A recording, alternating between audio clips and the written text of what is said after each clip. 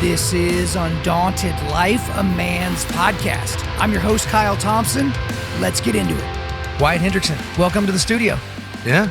I got to tell you right from the beginning, though, I'm mad at you. Did you know that? Could you feel it at dinner that I was mad at you, that I had this kind of like underlying anger towards you? I felt nothing but love, but explain. Okay, so the thing was, we were supposed to be doing this sit down like 6 or 7 days ago, but you're like, oh, Kyle, I've got to go to the ESPYs or something, which is like, no one even knows what that is. And so you like literally like blocked our chance to connect. That should have happened a week ago. What is this ESPYs thing of which you speak? Yeah, that's on me. No, it's just, it's the ESPN Awards. It's just something cool for, they just pull some athletes in there and announce some prizes. And it was a good time. I didn't win, but I mean, it didn't matter. The people that beat me were just, I guess, I think they mentioned something about, there was some guy who was, number one NFL pick, whatever that means. No one knows what that means. Number one in the NBA. It doesn't matter, but oh well. Okay, so what were you up for? I was up for the best college male athlete and who of the beat year. Cooper Flagg. Okay, what? Pretty good athlete. He hasn't even played. He hasn't even played in the league yet, right? I mean, he played one season at Duke. I mean, they didn't even win the Natty. I know. I mean, they're like, oh, he won. He played one college season. Now he's going to the NBA, I guess. So, I mean, I'm just kidding. It was really cool to go to that event and meet a lot of great people. And the host of it was Shane Gillis, right? Who we actually got a picture side by side next to each other, and we looked. Everyone's like, dude, you guys look the same. I'm like, is that like, is that good? Is a compliment to him and not to you? Because he's a big dude, though. I mean, we both got the nice mustaches. So, I mean, people are like, you guys could be brothers. And I'm like, we probably could. Okay, but what about his opening monologue? Because I heard that he was going to be hosting, and I'm like, okay, ESPN, they're not going to let him be Shane Gillis. And then I listened to the monologue, and I was like, oh my gosh, he burned the ships. What was it like sitting there, like listening to it? Was it awkward for people in the room? Because, I mean, people were laughing, but some of the jokes they were like, oh. I don't know. I mean, I thought it was hilarious. I mean, everyone I know, we thought it was funny. And I think it was a good balance to everything because in those awards, they're so formal. And no one really had, I'm not going to say you don't have fun, but, you got to do it a certain type of way. And he just went in there and wanted to have a good time. And so I loved it. I liked all of his jokes. But, I mean, I wasn't really paying attention to everyone else. I was just enjoying the show with my wife. And, I mean, not everyone's going to think everything's funny, but, I mean, he's a comedian. He is meant to be funny. Yeah. And I loved it. So speaking of which, newlywed, you've been married for how long? It has been 1 month and 15 days, and I did forget. You heard my wife give me some complaints about it. I did. Well, it's my nice ring, and we just got back from a big trip. So I'm like, I'll put it on the side. I'll put it in this little fancy cleaner we do. And then I woke up, I'm an athlete. I'd lift this morning. Obviously, don't wear a metal ring to that. And, that's all right. I was actually going to put on my rubber ring. But my wife, she actually held it on me this entire weekend. So if anything, this is her fault that she took the rubber ring from me. She's not here to defend herself. So, exactly. Well, that's what I'm saying. If she was in the room, I'd be like, oh, it's all my fault. I'm sorry. Different story.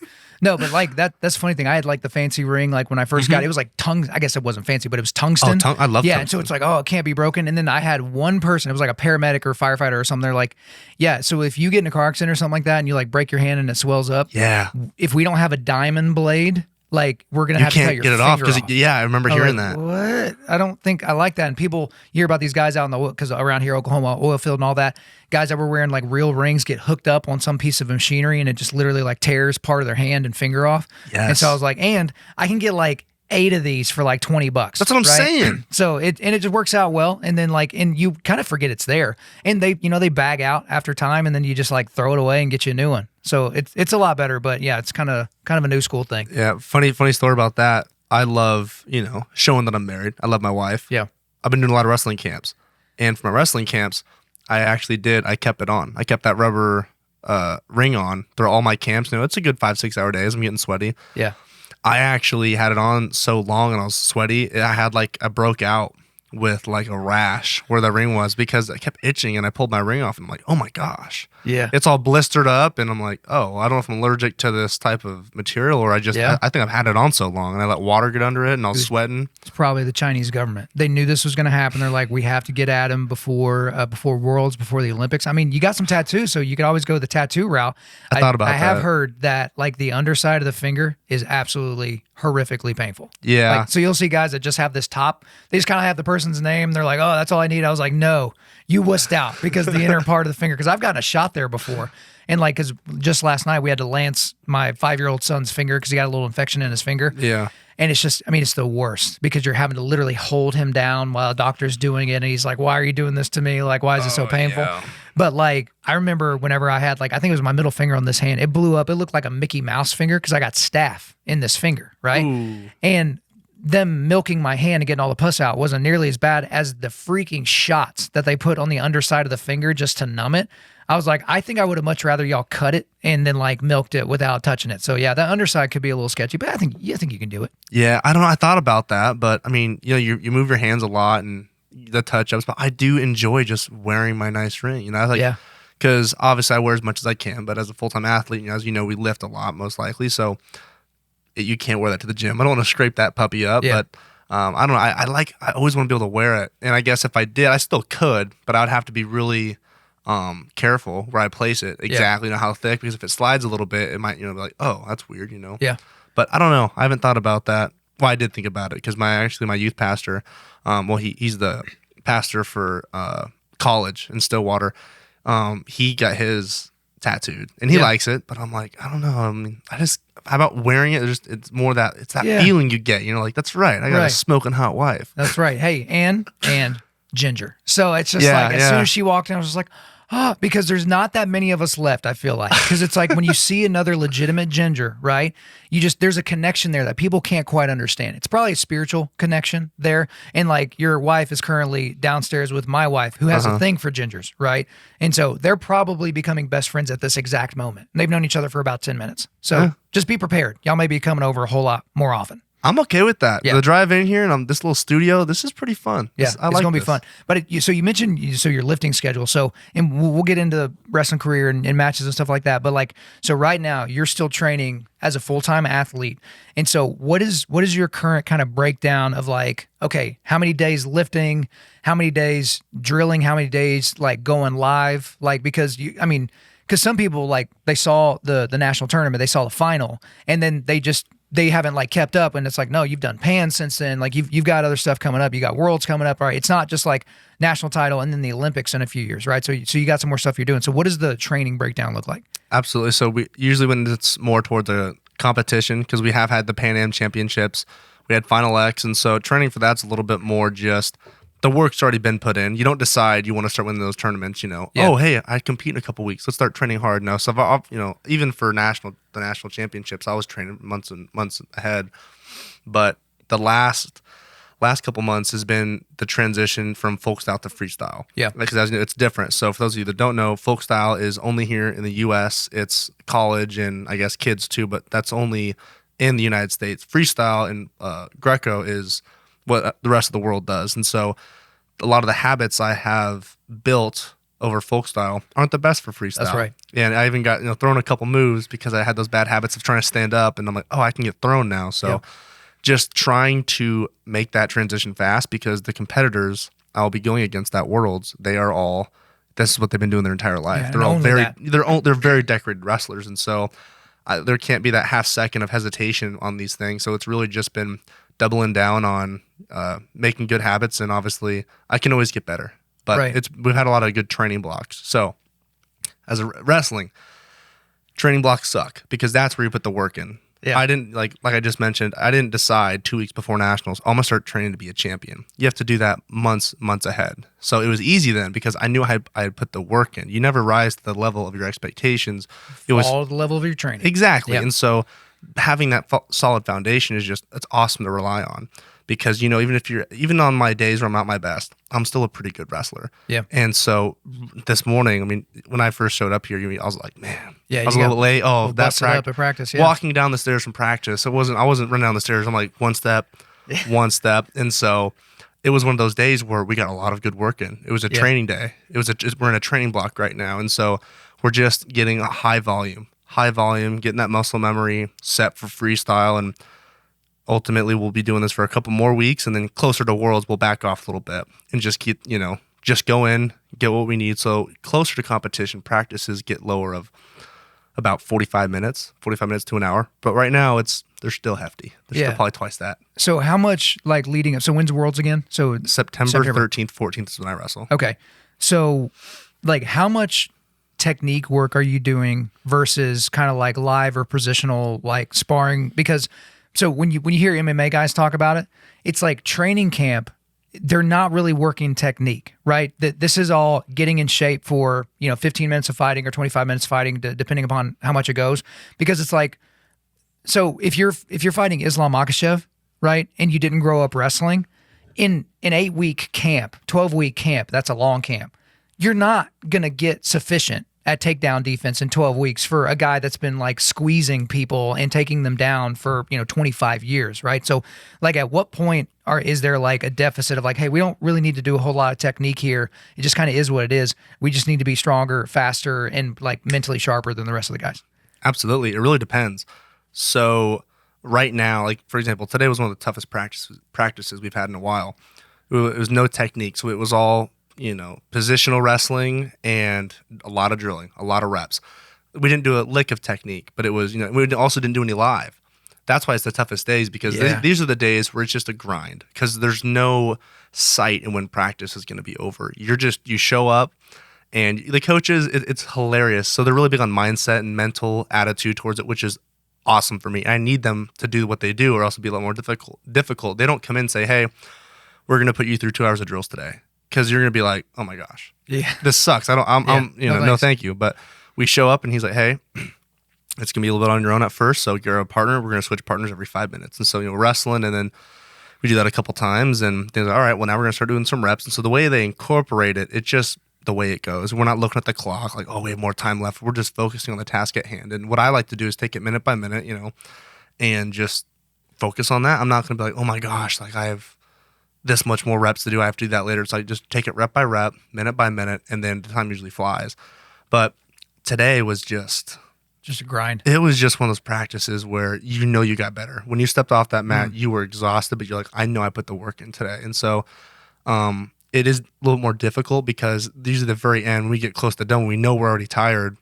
We need to be able to break and keep pushing. Yeah. That's what's so tough. And when people want to get the best at wrestling, they train very hard, but there's something different about wrestling, because in a match, both guys are going to break. Yeah. Who can break and keep going through it? And so what the coaches try to do, and they usually succeed, is they'll try to break us, and then they see how much further we can go. And it was awesome today, because I felt like I did great, because usually the stuff that would have broke us is I kept going through it. They added one more thing. I got through it. And it was the last thing where I kept like, all right, let's do it. What's next? Because they know that we don't know when the end's in sight. They're just going to keep going. And I felt really confident after this practice, because I've reached my limit, but I found a way to keep pushing. So I'm just going to keep setting that bar higher and higher and higher. So by the time it comes for Worlds, it's like, hey, I was at a big peak at Nationals, but now look how far we've come. Now look what we can do. And, there's still plenty more years to keep getting better. Well, and there's an interesting thing so like whenever I run jiu-jitsu practice, or like, we have a group that gets together on Sundays, it's called Fight Club. And so, we do some book discussion, we do a workout, and then we do some jiu-jitsu. And some of the guys are like, purple belt, brown belt level in jiu-jitsu. Some guys are like perennial white belts, right? So it's like they may come once every couple of months, right? So, but they're just coming in there to hang out and be a part of the whole thing. Like when I'm leading the workout, I know exactly how long we're going to be doing the thing. I know exactly how many reps, wall sits. I know exactly for how long we're going to do it, but I don't tell them that, because there's a mental thing that you're like, correct, because it's impossible. Because if I tell you, hey, we're going to do this for 30 seconds, in your mind, you're like, okay, I can do anything for 30 seconds. But I've told people before, and this is kind of like, indicative of a Christian walk. It's like, hey, I was running sprints with this guy. We're at like hunt camp, and he brought all of his deadlift stuff. And so we're deadlifting there in the grass. And then I'm like, all right, now you're going to come into my world. We're going to run some sprints. And I asked him on the last sprint, because we ran 9 sprints, and it's the last one. I said, hey, are you willing to sprint until I tell you to stop? And he just kind of like laughed. And I was like, no, I'm serious. Like, we got one more sprint, but I'm not going to tell you how long it is. Are you willing to do that? He's like, yeah. I'm like, okay, well, I'm going to be behind you on this one. Okay. And if I sense that you start dogging it, or that you downshift, we're going to do another one. Okay. So you just got to go. Now, if I tell you, hey, we're going to sprint 150 meters, you're like, oh, that's kind of up there by that mailbox or that bush or whatever. Like, you can kind of like prepare your brain for it. Mm-hmm. But what if it's a quarter mile? What if it's 2 miles or something like that? But if you just lay your yes down, like, I'm just going to do this, even though I don't really know, it's a crazy like mental thing, because you're right. And we'll get to the Gable match and all that kind of stuff. But there was something I noticed today when I rewatched the match, is your feints. Like, so you were doing a lot of feinting at like in the first period, especially at the very beginning. Yeah. And those came back with even more fervor and energy late in the third, right? And it wasn't like chaos, like, oh my gosh, I'm down, I got to do something. It was almost like that was part of the plan. And it was like Gable wasn't like quite ready for it. But like, going back to getting ready for Worlds, like what exactly most people don't understand kind of the difference between, okay, training is part of like the OSU Cowboys versus training for like international competition. Like, so you might explain that. But what kind of bodies can guys bring in to show you, hey, the guy from Iran is like this. The guy from Georgia is going to be a little bit like this. The guy from Russia is a little bit like this. The guy from Cuba is a little bit like this. Like, how can they show you? Because you hear all the time about, a guy's fighting Stephen Wonderboy Thompson. So they bring in a bunch of, long, lanky karate style fighters, for this person's training camp. Like, how can they kind of do that for international wrestling? Absolutely. And so the number one thing I'll say is it's really similar to that, but there's two ways to look at it. So I would say we don't ever say, oh, hey, we're training to beat, this guy. We're gonna watch this guy and see everything he does. We're just looking at, hey, who's the best and what does it take to beat them? And sometimes we need to change stuff based off of that. And so we do bring in partners. We have a lot of great partners already at Oklahoma State. But for example, I've been needing to get better at underhooks and some gut defense. Well, Greco guys that's all they do. So hey, let's bring in an expert in the field. Let's wrestle them a little bit and let's see if I can make some improvements. So it's a lot of stuff like that as we bring in guys, and it is a lot different for freestyle, I'd say, than folk style. I mean, folk styles, there's top, bottom, neutral, and there's a couple different things, but it's just not as complex. Folk style, I would say, is more about control. Freestyle is more of like just exposure. It's not about control.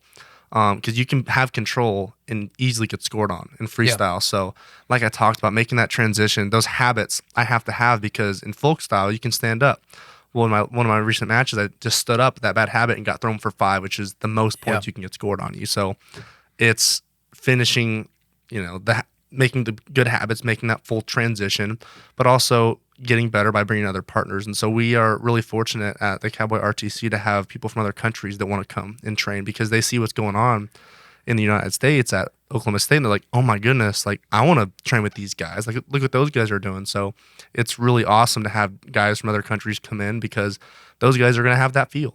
Yeah. And even when we don't have guys like that, we do a great job in the room of we have so many different partners at every different weight. It's like there's someone who's good at that position. Like even when Coach Taylor was training, because when last year he was wrestling, we had a couple of guys come in and give him a feel that he needed, because a lot of guys are really good at chest wraps, and we had a guy who was really good at chest wraps. So he was Coach Taylor's partner for a couple of days, and so being able to feel it's really important. And like that's part of the process. Like I will have a couple partners come in over this next month or two that will come help me at those positions, but got to put the work in first. We got to have that solid foundation, because if you can do all the fancy stuff, but if you're not getting the basics right, none of it matters. I like to tell kids, like, what's your secret? What diet do you have? What are your supplements? What's your lift? I'm like, guys, I know you guys want to be a great wrestler, but by you guys trying to find shortcuts, that's already telling me that you're not willing to put in the hard work. You want a shortcut. And I've been there too, where I was like, oh, if there was a special pill or a special thing, everyone would be doing it. But I'm like, guys, there's no secret to success.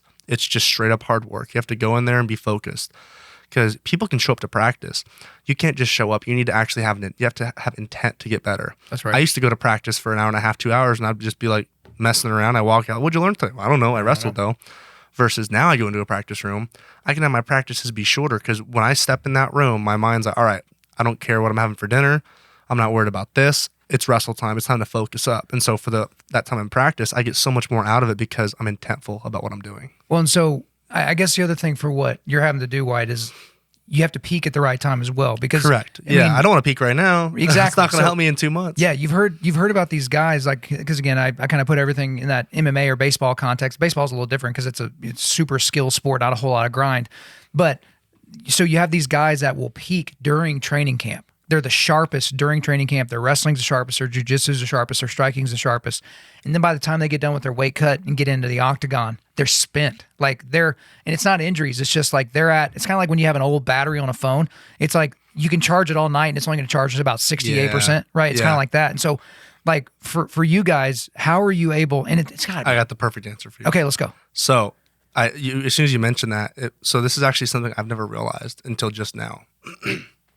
Earlier in the season, couple weeks before nationals, even a couple weeks before, Christmas. Sometimes when I show up and I'm like, hey, I'm ready to grind till let's do it. They're like, you know what? We're actually going to give you the day off. So we have to have a staff that understands. And is it Taylor making that call or somebody else? It's all of them. They have meetings. They talk about everything. And, Coach Jimmy is, I love him. We're really similar in many different ways. I'm just thinking of the story. We just, whenever we see him in practice, it's just all smiles and laughing. But I love all the coaches. They're awesome. They're great mentors, not just great coaches, but they're really good at just portraying because they sense, like, they just know. I don't know how it is, but they just know. But I thought back, and there's been a couple practices, even before nationals, a couple weeks. I'm like showing up, we're all 30 minutes early, ready to wrestle, and he's like, "Hey, we're not actually we're gonna take it easy today." So they're doing, and I didn't really understand. I'm like, okay, I mean, you're ready. I trust them. Like you said, I put my yes on the table with them. I said, "Hey, whatever you tell me to do, I'm gonna do it because I trust this process of what you guys are putting me through." And it was kind of, I was really feeling great that day, but now I'm thinking about it. They kind of sense like, hey, you're getting really good right now. We need to, it's not time yet. It's not time yet. And so they really you have to have a coaching staff that understands that because a lot of coaches are just like, come in and grind every day no matter what. And there's not, like, they don't see the bigger picture. And I remember our very first couple practices, couple weeks here, Coach Taylor said, hey, the end goal is nationals.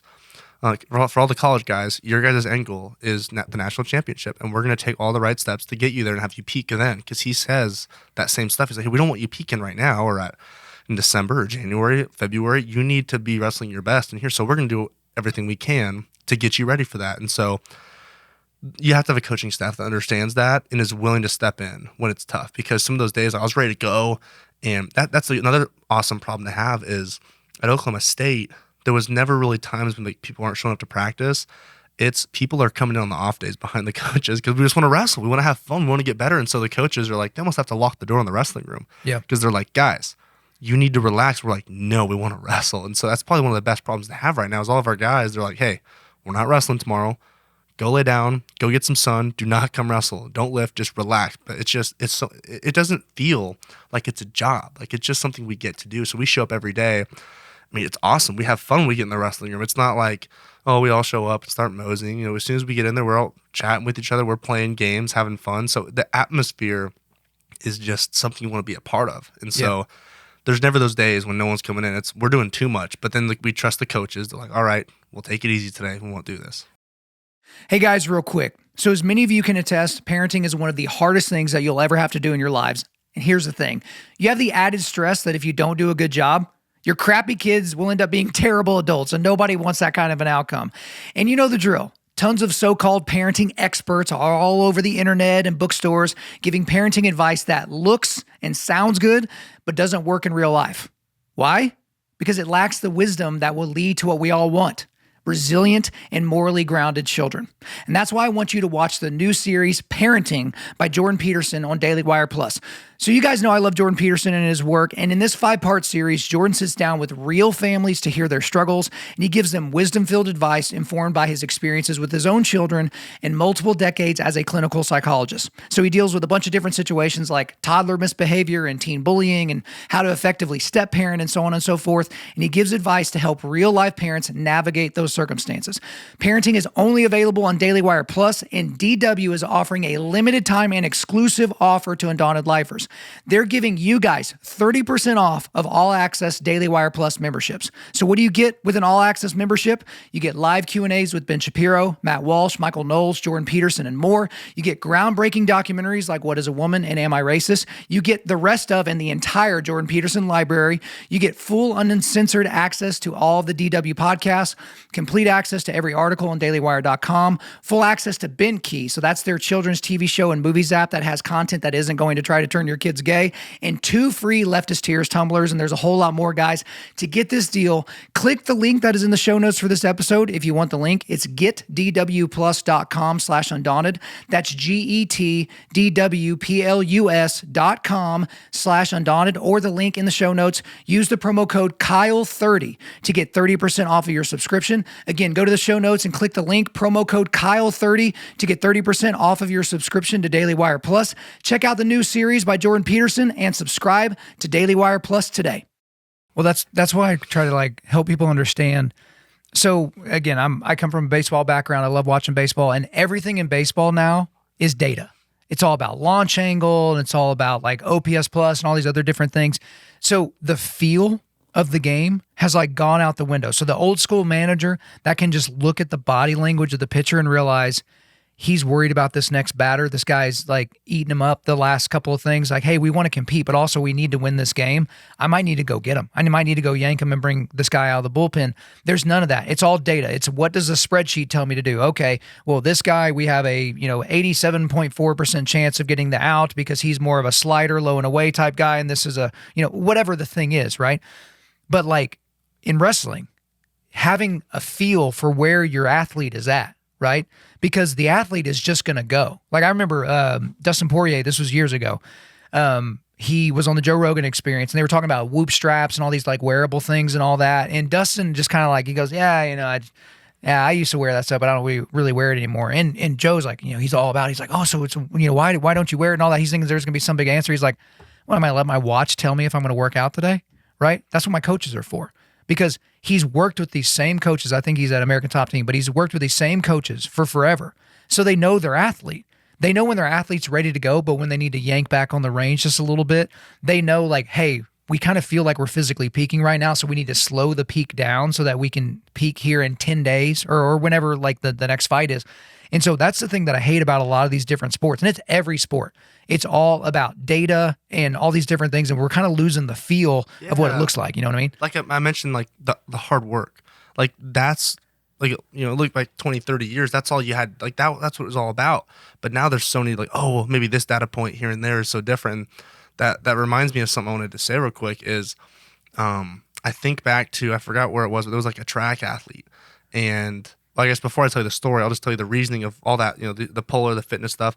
A lot of people get comfy there because they know all the data points, they have it all. But then if they don't have that, now they're like, I don't know what's going on. I'm like, dude, whether you know it or not, your body's going to probably do what you've been doing. Like you understand your body. Yeah. But like people get comfortable there. But there's a story about, it was a track athlete and I forgot who it was, but he, somehow his spikes got stolen. Like he didn't have any shoes, and he's going against, I think it was the Olympics. Yeah, and he was going against everyone else, and he was literally like barefoot. Like it was ridiculous, but he didn't care. Like he's like, so like I don't need those to win. Like I'm the one who's worked hard, and so I'm pretty sure he won when everyone else had shoes because a lot of people find comfort in their data points, whatever routine, it is. Yeah, and routines are very important. Don't get me wrong. I have a routine before I wrestle. It's the same thing every time, but you can't get so attached to that. Without it, you're nothing. Like that's not. You don't need that stuff.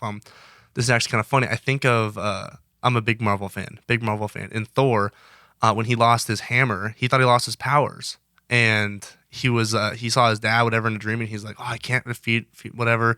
I don't have my hammer. He's like, are you Thor, the god of hammers? And so it kind of taught him like, oh, I don't need this to be who I am. And so it's kind of different bringing some Marvel stuff in here. But then he actually realized, oh, that's not where I get my power. And so he obviously came back, made a big thing in that whichever movie he was in. But same thing as people get so like, oh, I need this to be good. Or I need this protein shake. I need this. I'm like, guys. Well, no. You brought up the track thing, so it made me think about Calvin Johnson, wide receiver. He played at Georgia Tech, and he goes to the NFL Combine, and he's already like a freak athlete. He's like 6'6", like 260 pounds or whatever. Wide receiver, just like crazy genetics. Why did he ever go to Georgia Tech? Who the heck knows? But like the whole thing about his performance at the Combine, and this was before players were like really picking and choosing which things they would do at the Combine. He didn't show up with cleats to run the 40. Right? And they're already thinking, he's probably going to be near the top, something like that. Very, very unique, once-in-a-lifetime type athlete. He borrowed some other dude's cleats, ran 140. And I think he was, if he wasn't the fastest wide receiver, he was near the top. Because, with a guy that big, you're not expecting to be the fastest because you have these other attributes, right? Like you've got big hands, long arms, you got high vertical, all the different things. Smokes the 40, ends up going number 1 overall. And then now he's a Hall of Famer and, all the different things. But, it's like, did he do that on purpose? Did his coaches do that on purpose? Did he literally just forget them? Like, imagine him showing up and being like, oh, I can't combine today because I didn't bring my cleats that I specifically broke in for this day. It's like, okay, yes, if you can create a environment and a routine where everything goes according to plan and then you walk in there with your highest level of physical and mental confidence, great. That's How not often the way does life that works. happen? Yeah, it doesn't work out that way. That's so true. I can only imagine that because I mean, the last couple of years, like God's got a plan for all of us. And I love the picture. Whenever I tell, whenever I'm preaching somewhere or helping someone out, I always love to mention the picture. And usually if there's a whiteboard, I draw it. I'm like, this is our plan. We want this to happen. It's perfect. And, we have a couple bumps along the way. And I'm like, of course that's what we want. But that doesn't matter what we want. God has a plan. And it's when there's a bunch of dips, downs, valleys. I'm like, that's just more realistic. Like all this stuff in sports, translates so well into, everything Jesus talks about. And even the shirt I'm wearing it's the person who gave it to me is Coach Pete De La Rosa. It's with FCA. And I just like it because it kind of helps bring everything together, because it's more than wrestling at the end of the day. And someone who actually had a big impact on me when I was at the Air Force Academy was Jaden Cox. And I remember watching an interview from him, and it was talking about when people leave their sport, because a lot of these athletes have been athletes since they're little kids. Yep. You're done with college, you make that transition.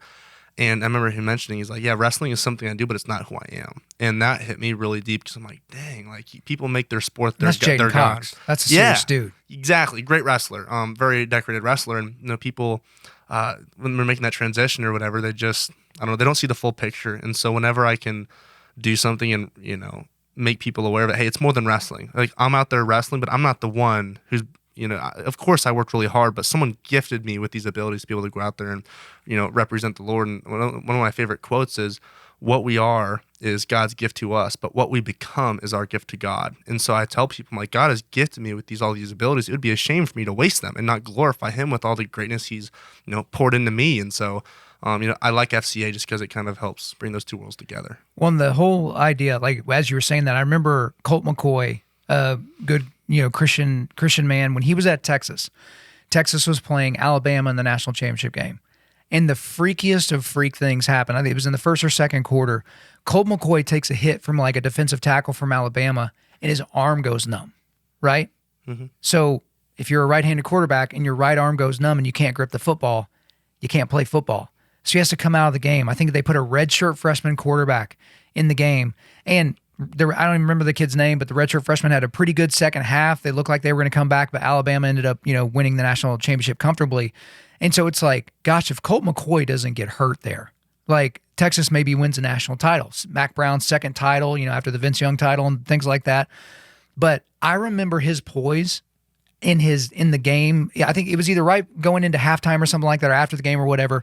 He's trying to talk to the sideline reporter or whatever, and he is choked up. And you can tell because his arm's just hanging there. His entire life has led up to this moment, like for the Texas Longhorns, so that they can go and win a national title and hoist the trophy and all the things.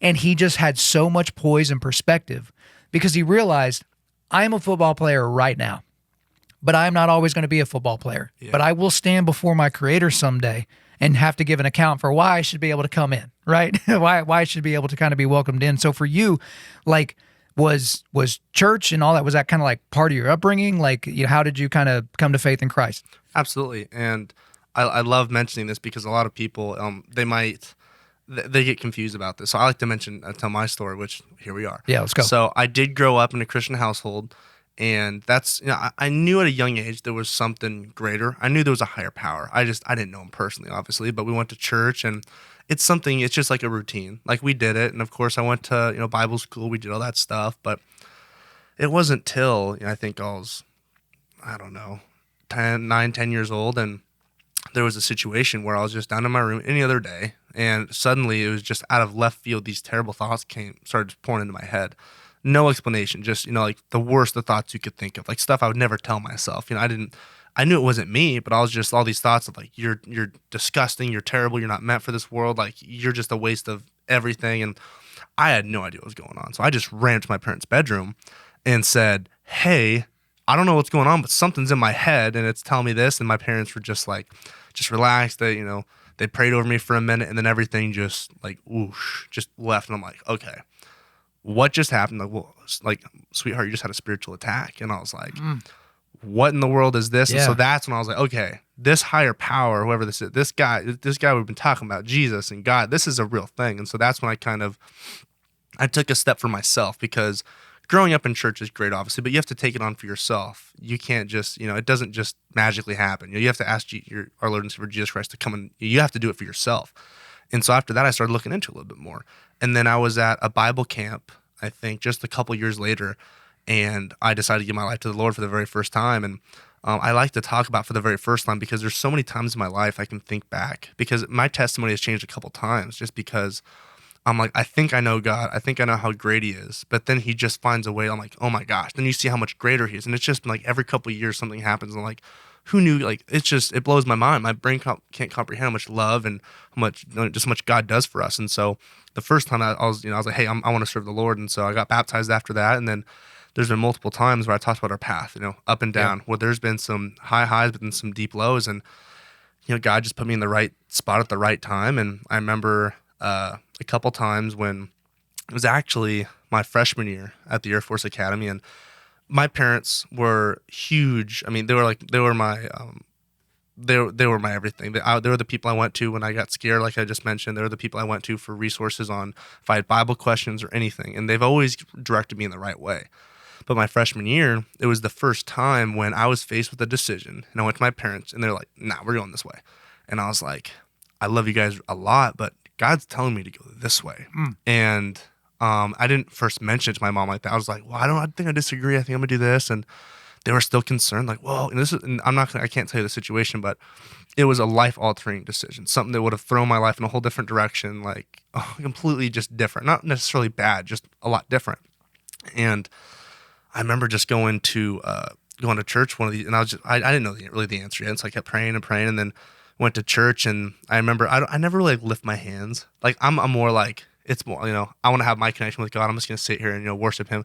I don't like I'm not one of those big praisers. I put my hand up, but I just felt called to. I put my hand up, and I was just like, I don't know. So part of this tattoo is lightning in it, and I got this after like the whole. This is kind of like a story which I can go into in a little bit, but I just felt like I was struck, and I was like, oh my gosh. And it was kind of what we were singing in that song and everything. I remember the lyric was like, God is your lion, he's always fighting for you, which now I got a lion and a warrior. Yeah, exactly. But I was like, that's exactly what I was thinking about. I was literally praying about what I should do. And that's when God was like, this is what I want you to do. And I remember going to my mom, and I'm like, look, I'm going to go this way, but like God's got me on this. And she just started crying. She's like, oh my gosh, like, she realizes that this isn't just like, because your kids might go off to college, whatever, but she's like, okay, she was so grateful to have a son that believes in the Lord, and I'm listening to him. I pray, you got to talk to the Lord, but you got to listen. And that was the moment where I listened, and I was like, hey, this is why I'm doing this. And turn out now, look around, everything's fine. Everything worked out obviously the way God wanted it to work. And there's been so many different situations where it's just been, I've needed some guidance, and God put the right resources right in front of me. Like, I didn't know about FCA in college until my junior year. And that's when I was at one of my lows, and then went to FCA, got connected with the right people that I needed to hear at that time. And it's just crazy. And God's put some stuff on my heart. I've done some pretty random acts of kindness and just going and talking to people, just because I think that God put stuff on our hearts so we can fulfill His will on earth. Like, since He's not here and He can't always do this. My mom definitely believes, and there's so many angels that walk the earth, because there's been some times when she's been in some dark moments in her life, and there was like just some random person came up to her, said something, and she turned around, they were gone, and she was like, oh my gosh.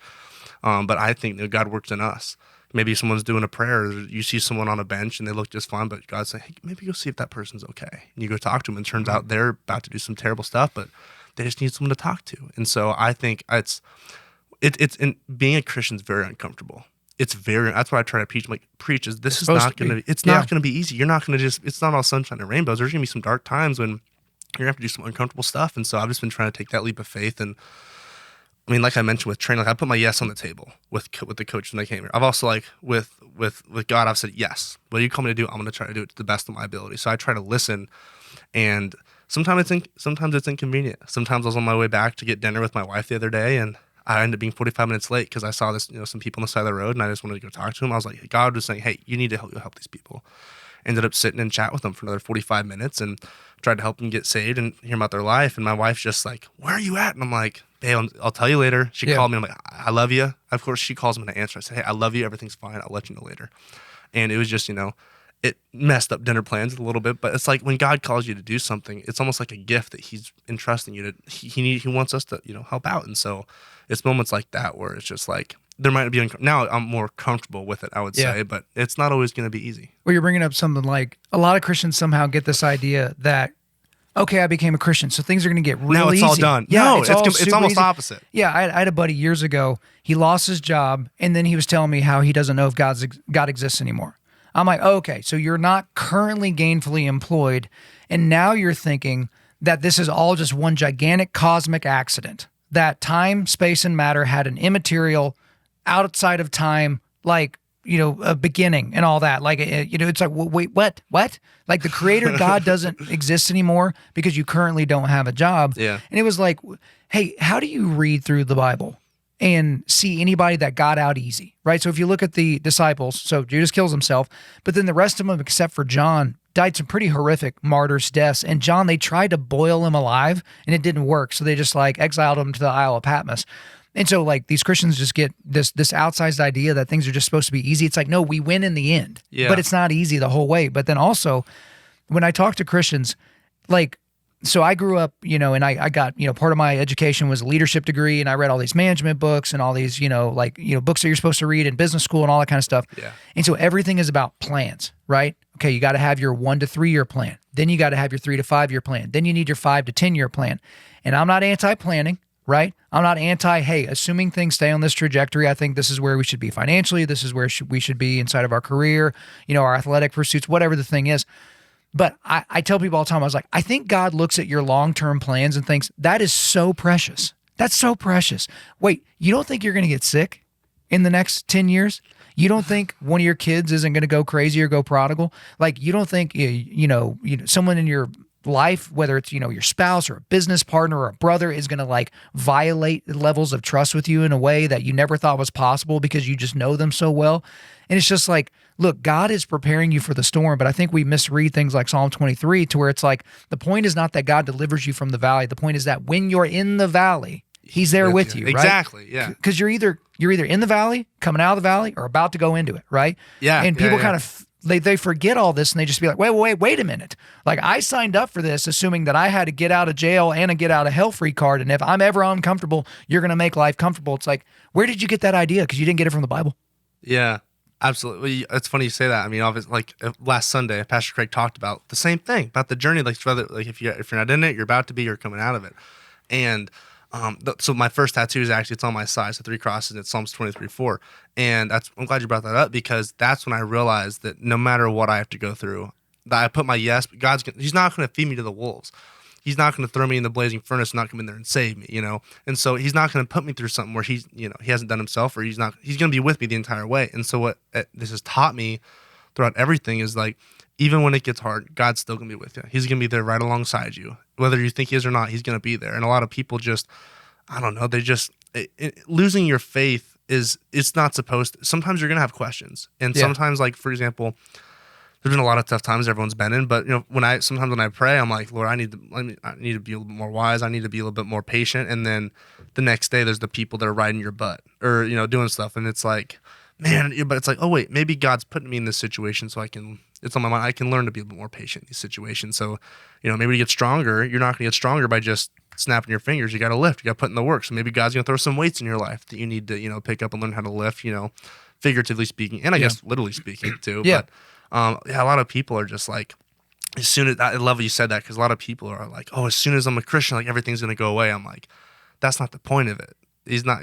Your life doesn't just get like, you're a Christian. Oh, now everything's easy. Right. Like he's still gonna have that path for you. You just gotta trust that he's you're fulfilling his will. Well, right. So think about it from a physical perspective. So you've been a couch potato, and then all of a sudden you get off the couch, you're going to get in shape, right? And you just think, oh, life's going to be so much better. But your body is not ready for the exercises and the workouts that you're going to put it through. So you're going to get banged up a little bit. You're going to get injured. You're going to pull some stuff. You're going to strain some stuff. You may even get a serious injury because your body's just not quite ready for that. The same thing happens for people spiritually. So I have a coaching program I do called Dominion. And so I tell these guys when they sign up for this coaching program with me, because they're on a team and some of these guys, they're getting one-on-one coaching from me and things like that. I'm like, okay, in some way, shape, or form, you've been on the couch spiritually for a while. And Satan's not worried about dudes that are chilling on the couch. Yeah. Because he has them right where he wants them. Right? You're out of the fight, right? So I'm like, the moment you stand up and you're in the fight now, Satan and his minions, again, they're not omniscient. Now you're a problem. Yeah, you are a big problem, right? And so I forget who said it, so I'd love to be able to give them credit. But the attitude you want Satan to have towards you is the moment your feet hit the floor in the morning, you want Satan to be like, oh, crap, he's up. You know what I mean? And so you stand up, you're like, okay, I'm going to get serious. I'm going to get serious about cultivating spiritual, mental, and physical resilience. I'm going to get serious about loving my wife in a sacrificial way as Christ loved the church. I'm going to get serious about catechizing my children and being the spiritual thermostat for the house, not the spiritual thermometer. Don't be shocked if out of nowhere there's health problems that come up for you or the people around you, financial problems that come up for you or the people around you. All of a sudden, you're going to have some conflicts at work that weren't there before. Like something's going to happen to somebody that you truly care about.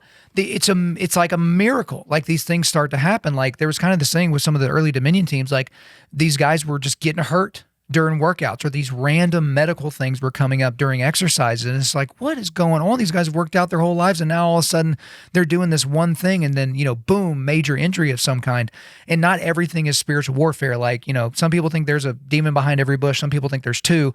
But like at the same time, it's like, dude, this isn't just a coinky dink that you were just sitting around kind of going along to get along, just kind of floating along in life. And then the moment you get in the game, things start getting jacked up. Like you didn't just start to notice things getting jacked up. No, they really got jacked up because Satan's all over you, right? Yeah. The same thing happens with guys like you too. Yeah, well, you have to, like you said, you can't just show up and start going and be the heaviest guy in the gym. Like, when you become a Christian, it's like you got to learn and you got to grow in your faith. It's a walk with the Lord. It's not just it's the walk. It's that growth. And the one thing that I think of when you just said that, I just forgot it, but. That's what happens. This room becomes like a time warp, and then also ideas just focused. Well, you mentioned, I I kept like, that'd be good to mention. Oh, now this would be good. Just interrupt me, right? So I get excited, but yeah, you can interject, right? You know how to deal with gingers. Yeah, you're with it. But ultimately, so it's curious because you keep bringing up, development. If you think of it, just interrupt me. But like you keep bringing up like development, and you kind of like you're working on your Christian walk. But there's something that I feel there's two big drawbacks, right? And it's discipleship and sanctification, okay? So most modern churches do a terrible job of discipleship because they either just flat out don't do it or they do it poorly, right? So there's not older, more experienced sage level Christians that's important. That are helping younger folks, guys and ladies, helping them along their journey. But then there's also the process of sanctification, because I became a Christian in 10th grade, did not have a family that grew up going to church. Like I call it country music theology, right? That's what we had because, you're baptized when you're a little kid, and grandmama was a really good Christian. And, if you vote Republican, and you listen to 90s country music. So God's pro all those things. So you get to go to heaven, right? Like that's what it means to be, a Christian in Oklahoma for some people.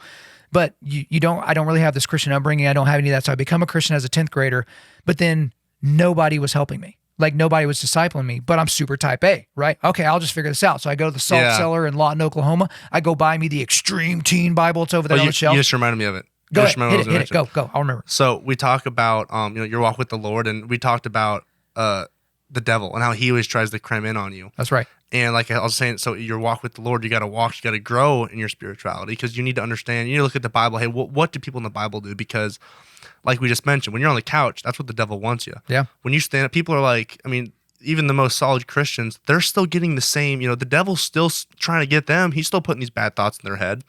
And there was a sermon that Pastor Craig talked about. It was called Pre-Deciding. And that was really influential for me, because we just mentioned you need to have, people that have walked the walk and a little bit more mature in their faith, so you can talk to them about these things.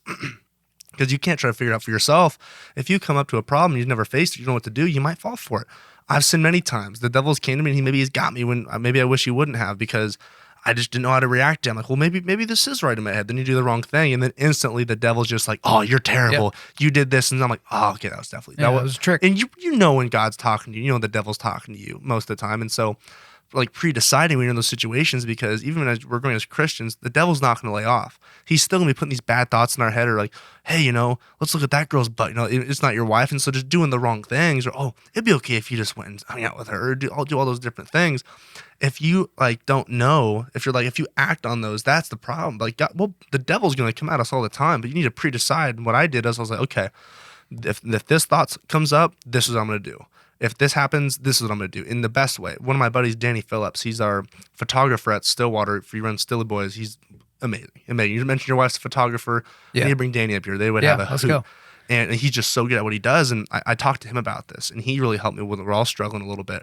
And he's like, whenever I have a bad thought, or I know it's a something simple. He has a pocket Bible. He brings it with him everywhere he goes, whether it's on his motorcycle. He never goes anywhere without this Bible. And whenever the devil tries to come at him, he has a thought, he'll pull it out, he'll read for 15 minutes, and then he'll see if he still feels the same way. If he does, he'll do it. If not, well, and most of the time, whenever the devil attacks him, he fights it right away. Pulls out the Bible, just starts reading, and then, he's like, he fights those urges or those bad thoughts all the time. And so that really taught me a lot, because I'm like, oh, like whenever the devil comes at you, because as I've became more of going out, now the devil's really out for us, because I'm really off the couch. I'm up and running, I'm getting fit now. And so just kind of being prepared for those situations. And I wish more people would kind of have people, like, it's so important to have those resources. And some people they don't have those. Like we mentioned, like, I go to my parents all the time, and you probably didn't, you mentioned, you might not have that. And so that's why whenever I go to these wrestling camps, I'm like, a lot of these kids might not have families like that. So I'm like, hey, if you have a question, I'll help you with this, or I'll direct you to someone who can.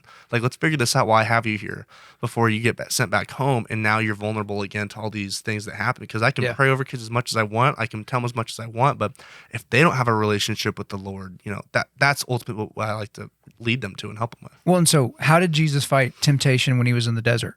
With Scripture, because Satan was quoting Scripture incorrectly to Jesus and incompletely, and Jesus was fighting back with Scripture. The problem with us is modern Christians are completely biblically illiterate, because we have a stack of Bibles on the shelf, but we don't touch them.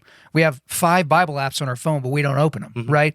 And so one thing that I've changed here recently, Phil Robertson was a very, very important man to me, and he always had his Bible, his tattered, busted up, well-read Bible within arm's distance of him, right? Because I was with Phil at his house. I was with him in his duck shop. I was with him in the studio. The Bible was either in his hand, open in front of him, or within arm's reach, right? And so when we get bored sitting in like a waiting room or something like that, what do? We pull out our phones, Instagram, emails, like respond to text messages and all that. To a certain degree, you got to do that. I'm a content creator. I have to live in those things, whatever. But he would just read the Bible. And so I remember the first time I interviewed Phil Robertson, he would just be talking, and then he'd just be like, hey, look at here, man. And then he would just like flip his pages and go to a thing and then just read a passage. And it was just in there, right? And so it's like, it was like, the way I say it is he was marinated in the Scriptures to where it would just kind of come out. And to the point about predecision, I tell people all the time, to finish my point, I invested in a Bible that is a Bible that I can take around with me. Because I got a bunch of study Bibles. Those are kind of big, and carrying them around everywhere, it's kind of hard to do, especially if you're carrying kids or doing any of that kind of crap. But this is one that I can carry at all times. And so that's just going to be with me when I'm doing meetings, when I'm at dinners or do something like that. Because I don't want the temptation. I want to have to set my Bible to the side if I have to do something on my phone, right? Because that physical act of putting a physical thing to the side is kind of important for your psyche. But going back to the whole predecision thing, when I'm helping young men especially, because young men come to me, and you wouldn't believe some of the emails and DMs I get, because people listen to me for a few hundred hours and then they feel like they know me, and so they don't have any guys in their life they can depend on. They don't have pastors that they can rely on or get to because their pastor's too much of a big deal or whatever. And so they'll just they'll just vomit all over, my inbox with their problems. And a lot of it comes down to sexual sin for these guys. And specifically it's pornography. And there'll be these guys and they're like, and it's kind of a loser's mindset. I don't mean that offensively, but it's kind of like, I'm already defeated. There's nothing I can do. It's too big. I can't really do it. But I just kind of changed the mechanism for these guys. I'm like, hey, you don't have a porn problem. You have a masturbation problem. And they're like, wait, what? I'm like, have you ever looked at porn and not used it as a masturbatory aid? Well, no. I'm like, okay, so let's go upstream from the problem that you think you have, okay? And the thing is everyone can easily find a reason to lose, right? It's like, we need to find a reason to win. Yes, exactly. And so how do we win? Okay, so I just help these guys break it down. I'm like, okay, when's the last time you masturbated? And I literally have them tell me about the circumstances around it. And you know what it is? Wife is gone, kids are out of the house, they're sitting around and they're bored. And I'm like, okay, most of the time, before you're going to be in the house by yourself bored, that's a likely outcome. Yeah. And so what you do is you pre-decide a few things. Yeah. You pre-decide, not only am I not going to look at porn, I'm not going to throw my hand in my pants, I'm not going to masturbate, I'm also going to text a buddy, a confidant, to say, hey man, going to be alone for a few hours, just letting you know, check in with me tomorrow. Like I remember whenever, like 15, 16 years ago when I was That's dealing the with. most important thing you just mentioned. Go ahead. Yeah. I did not have someone in my life That's who right. I felt that close with, that comfortable with, That you to could do trust. stuff. Exactly. With the worst parts of you. You know exactly. Like that, you got to be pretty vulnerable to be telling people For that. sure. And I talked to, Yep. so his name's David Wright, the pastor. He's in Stillwater, and he was wide open door when I met him. And, you know, he actually married me and my wife. So like we're very close. And he was one of those guys that mentioned, and I didn't have anyone in my life like that, because he mentioned he was very vulnerable with me. And he's like, yeah, I have this guy text because the devil's going to come knocking on your door. Yep. And like, it's going to happen. You need reinforcements. Exactly. And so it's not like a sign of weakness. He's just like, hey, I needed someone to be there that I can text and say, hey, I'm dealing with this right now. I need some help. And so that's out of all this, that's the biggest thing that made a difference for me, is because the devil's still going to come knocking, but you need to find someone who you can trust that much and you can be vulnerable with. Because if you think that stuff's never going to happen, then I mean, you're daydreaming, like we mentioned, like, oh, my life's going to go perfect. Like, that's not the way it's going to work. Finding someone you have, that's awesome. That's the biggest thing, is you need to find someone like that in your life. Because I mean, for me, it's not me, me and my wife have a good relationship with each other, but it's the boys. There's still stuff that I think I should be able to deal with, because, you know, we're the men in the house. I can't come in with all the problems, and, you know, then it's like, okay, but it's important to have someone in your life that you can talk with. Talk with that. And the thing is as a man, you do not offload your anxiety on people that cannot fix it.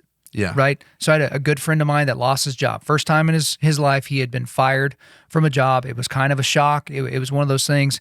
And he's got a wife and 3 kids and all that. And I remember him saying, well, you know, I'm going to go home and I'm going to tell the kids I'm going to do all that. And I said, hey, man, time out, pause. Do not offload that burden on your children, because they cannot help you fix it. Right. Do not offload that burden. Obviously, you got to tell your wife you lost your job, but you don't offload that burden on her. Right now is her job to be your helpmate, a helpmate made fit for you, right? From your right side. That is her job right now, to tell you, hey, this really stinks, but I trust you and I know you're going to fix it. I know you're going to figure it out. I love you, boo. Like, that's the situation that you need. But you have so many guys, Wyatt, that don't have the guys that they can text. Guy, much less guys. You're not going to go in the group chat and be like, all right, guys. Yeah. Well, and part of that, you mentioned the word vulnerable. That's like most men's least favorite word, because they don't ever want to be vulnerable, because we always need the answers. We always got to be able to fix it and all those types of things. But sometimes it just takes one guy in the group chat where you're just sending funny memes and funny reels back and forth to one another to be like, hey guys, I just got to be honest with you. I'm really struggling right now. Hey, me and my wife, we've been fighting for a couple of weeks and I don't really know how to fix it. Or, hey man, I can't really get through to my middle son. Like, he's doing things that are just destructive and terrible. I don't really know what to do. And guess what? You're not inviting all those guys to fix it for you. You're just inviting them to shoulder some of that burden, which they can do. Yeah. Because when you're up under the bar, there's a certain amount of weight that I can put on that bar that will crush you. Even if you're Ronnie Coleman back in the let's bleed days, back in those days, right? But when you can have somebody just get under and shoulder a little bit of that burden and a little bit more of that burden, maybe they're just giving you time to take a breath. Maybe they're just giving you time to reset. Maybe they are giving you some perspective. Maybe they're going to say, hey, me too. Or, hey, I've been there. This is what I did. And so many guys, they don't have a spiritual confidant. They don't have 3 a.m. friends, dudes that they can call at 3 o'clock in the morning that they know that are just going to show up, dudes that are just down, dudes that just love them, that are there for them, that are there for their family, dudes that they know if something happened to them, they would be the first ones at the house to take care of everything to make sure things are squared away. And I mean, most guys lament not having those people, but then they also do nothing to be one of those people for somebody else. Yeah. And, you know, you tell a guy, hey, I want you to keep me accountable, all those types of things. And the first time a guy gets a little prickly with you and says, hey, you told me to keep you accountable. Accountability has come. And you react all offended. Like, oh, man, you don't know me. I've been stressed at work and I've done all that. It's like, what are you doing? Yeah. Like, he's doing what you told him. You deputized him to do a job that you're now complaining that he's doing. Like, what's wrong with you? Like, at some point, you have to dedicate yourself to the process, and you have to make deposits in the lives of a bunch of other men, because you have no idea when the day's going to come when you need to start making withdrawals. And just like a literal bank account, if you make no deposits into it, the day of withdrawal, there's nothing to take out. You know what I mean? Absolutely. Absolutely. man, I keep having these awesome thoughts, but then you just keep talking so awesome. It's the fire. It's the ginger fire. I can't interrupt you. Maybe we need a buzzer. Awesome. We might need a buzzer or something like a ding, like a shut up. I'll raise my hand. Okay, yeah. You just kind of make it awkward though, but make it like a really, really slow. Yeah, go real slow to where it's like right in the middle of the thing. I don't know what to do. Yeah, I don't know what to do with my hands. So, did you remember what it is? Because I can rant some more. Well, we were just talking about. All I'm thinking about is how important it is to have someone in your life like that. Yeah. That you can talk to. And this is kind of what I was gonna say. As men, we're just so. Me myself, I'll be very honest. Like, I have a big ego. I'm this big, strong guy. You don't want to act vulnerable in front of people. Where you always. My problem is I always want to be right. And in the earliest stages of marriage, I'm realizing that it's not always gonna be the way it is. And you mentioned, like, whenever you have that accountability partner, like, hold you accountable and you start denying and stuff, that's like, you're wrong. You just don't want to admit you're wrong. Like, I've had those exact same feelings when I'm too prideful. And it's okay to have some pride, but at some extent, if you're hurting yourself, because I can just think of a couple situations a couple years ago when I would talk to someone and they'd mention something and I was so prideful. I was just like, man, I'm not listening to anything else you say because you just think you're this, that, and the third. And I'm just kind of thinking about, it's so important, like we just mentioned, is to have someone like that you can get close to. So for those listening, if you don't have someone like that, that's the biggest step you can take, because that's something that it's not like, because obviously you can Google stuff when it happens, but having a physical person that you can text or call that's available when you're fighting with the wife, you're fighting with pornography, you have one of these things that, like you said, we just can't handle it alone sometimes, and that's something I didn't really realize that we have those people until about like 8 months ago. Oh yeah. And so that if someone would have told me that earlier, that makes a big difference. Well, dude, you need guys in your life that just aren't that impressed by you, right? Because so I have a weird job, right? I talk into a microphone and it goes out to everybody's phones 3 times a week. Wait, people are gonna listen to that? Yeah, not that many though. It's not that big, but like, I get paid to put a microphone on my face and stand in front of a group of guys and talk, and I get a lot of kind of unique opportunities and stuff like that. But my friends, my dogs, like my foxhole, like my mat toters, my king's table, whatever you want to call it, they're proud of me. Don't get me wrong. Like when I get a cool opportunity or when we hit some sort of accolade or, when we became the #1 podcast for Christian men and I didn't find out about it for like 9 months, they should really send you an email or a plaque in the mail or something like that. But these guys don't mind interrupting me, right? And whenever I'm in a room full of people that are like fans of the show or fans of the ministry, like they don't interrupt me, right? And they'll laugh at stuff that isn't always funny. Like you kind of know how it goes. You've experienced this, right? With the stuff that you've done. Exactly. But you need guys that are okay interrupting you, but you also need guys in your life that are going to tell you straight to your face, yeah, you're just not going to do that anymore. Yeah. Right? So I had a buddy that, go ahead. The same thing I'm about to say is, and I thought we were just having a conversation. I didn't know these were microphones. I thought we were just chatting. No, these are fake. Yeah. I have one of my buddies who I actually just was with him at the ESPYs. His name's Noah Blake. And at first I didn't like him because we've been close friends for the past 5 years. Went to the Air Force Academy prep school together. So, but he was always I always thought, I was like, oh, that's Noah and he's mean. He's just kind of rude. And over the years, having a lot of friends come in and out and that are so-called fake, he's not just rude, he's just honest. And he just weeds out all the crap. Yep. And sometimes I'm talking and doing this stuff and he just looks at me, he's like, no. And I'm like, what? He's like, just stop. And I'm like, he's right. Like, I was always mad at him because like I talked about my pride. I was like, I want to be right. I don't want someone to tell me. And so you come to realize like, that's one of the real friends because he's someone who will step up and tell you when something's wrong or if something like he's just honest. He's not gonna, like you said, he's not gonna laugh at the joke if it's not funny. If I told him a joke and it sucked, he'd be like, "That sucked." Yeah, you're done. Yeah, exactly. So I'm more coming to find out, and now I'm more close to him because I'm like I kind of realized that as I kind of came humbled, and my wife did a great job at humbling me. She does a great job.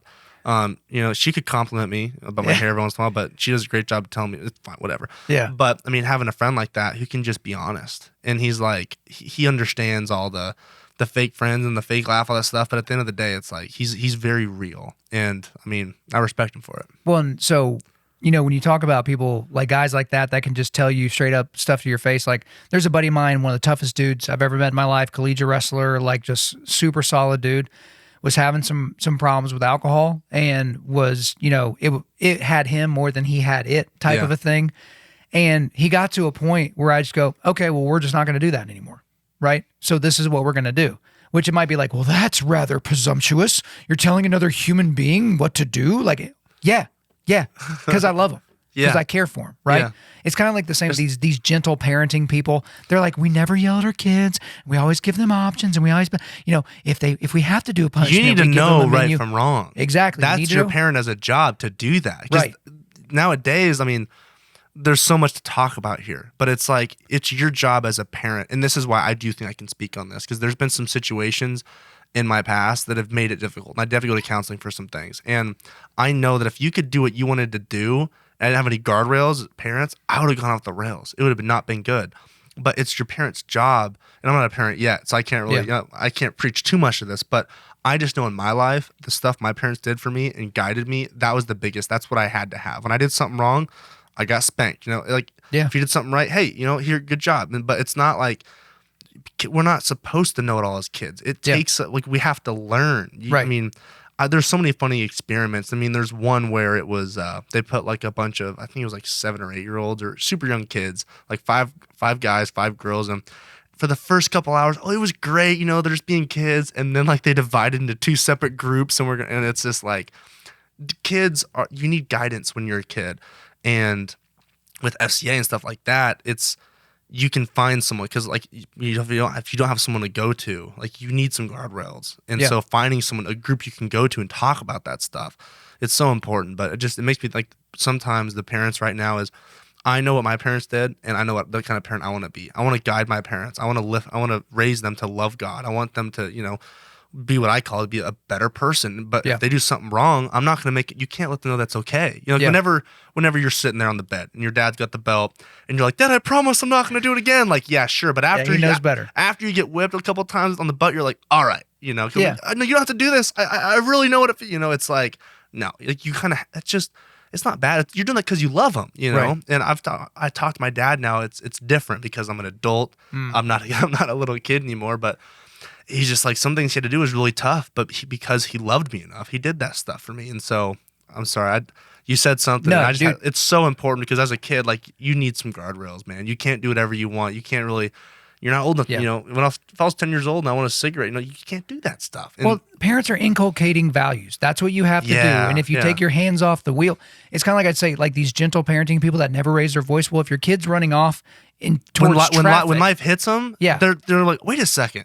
I'm wrong. Right. I'm never wrong, and so you can't exactly. Well, it's like an absolute shock, and so it comes back to a lot of the cultural things that we've kind of been talking about, but especially in the Christian walk, it's like, look, to the Christian dads out there that are listening to this, if you don't disciple your kids, the public school system is happy to do it for you. Exactly. Social Correct. media is happy to do it for you.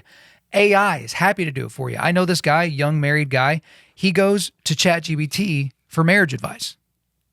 Here's the thing that ChatGPT is not. It's a great tool. It's like Super Google. Like, there's a lot of things it can help you with. Like, if you're working on a project, it's a great tool.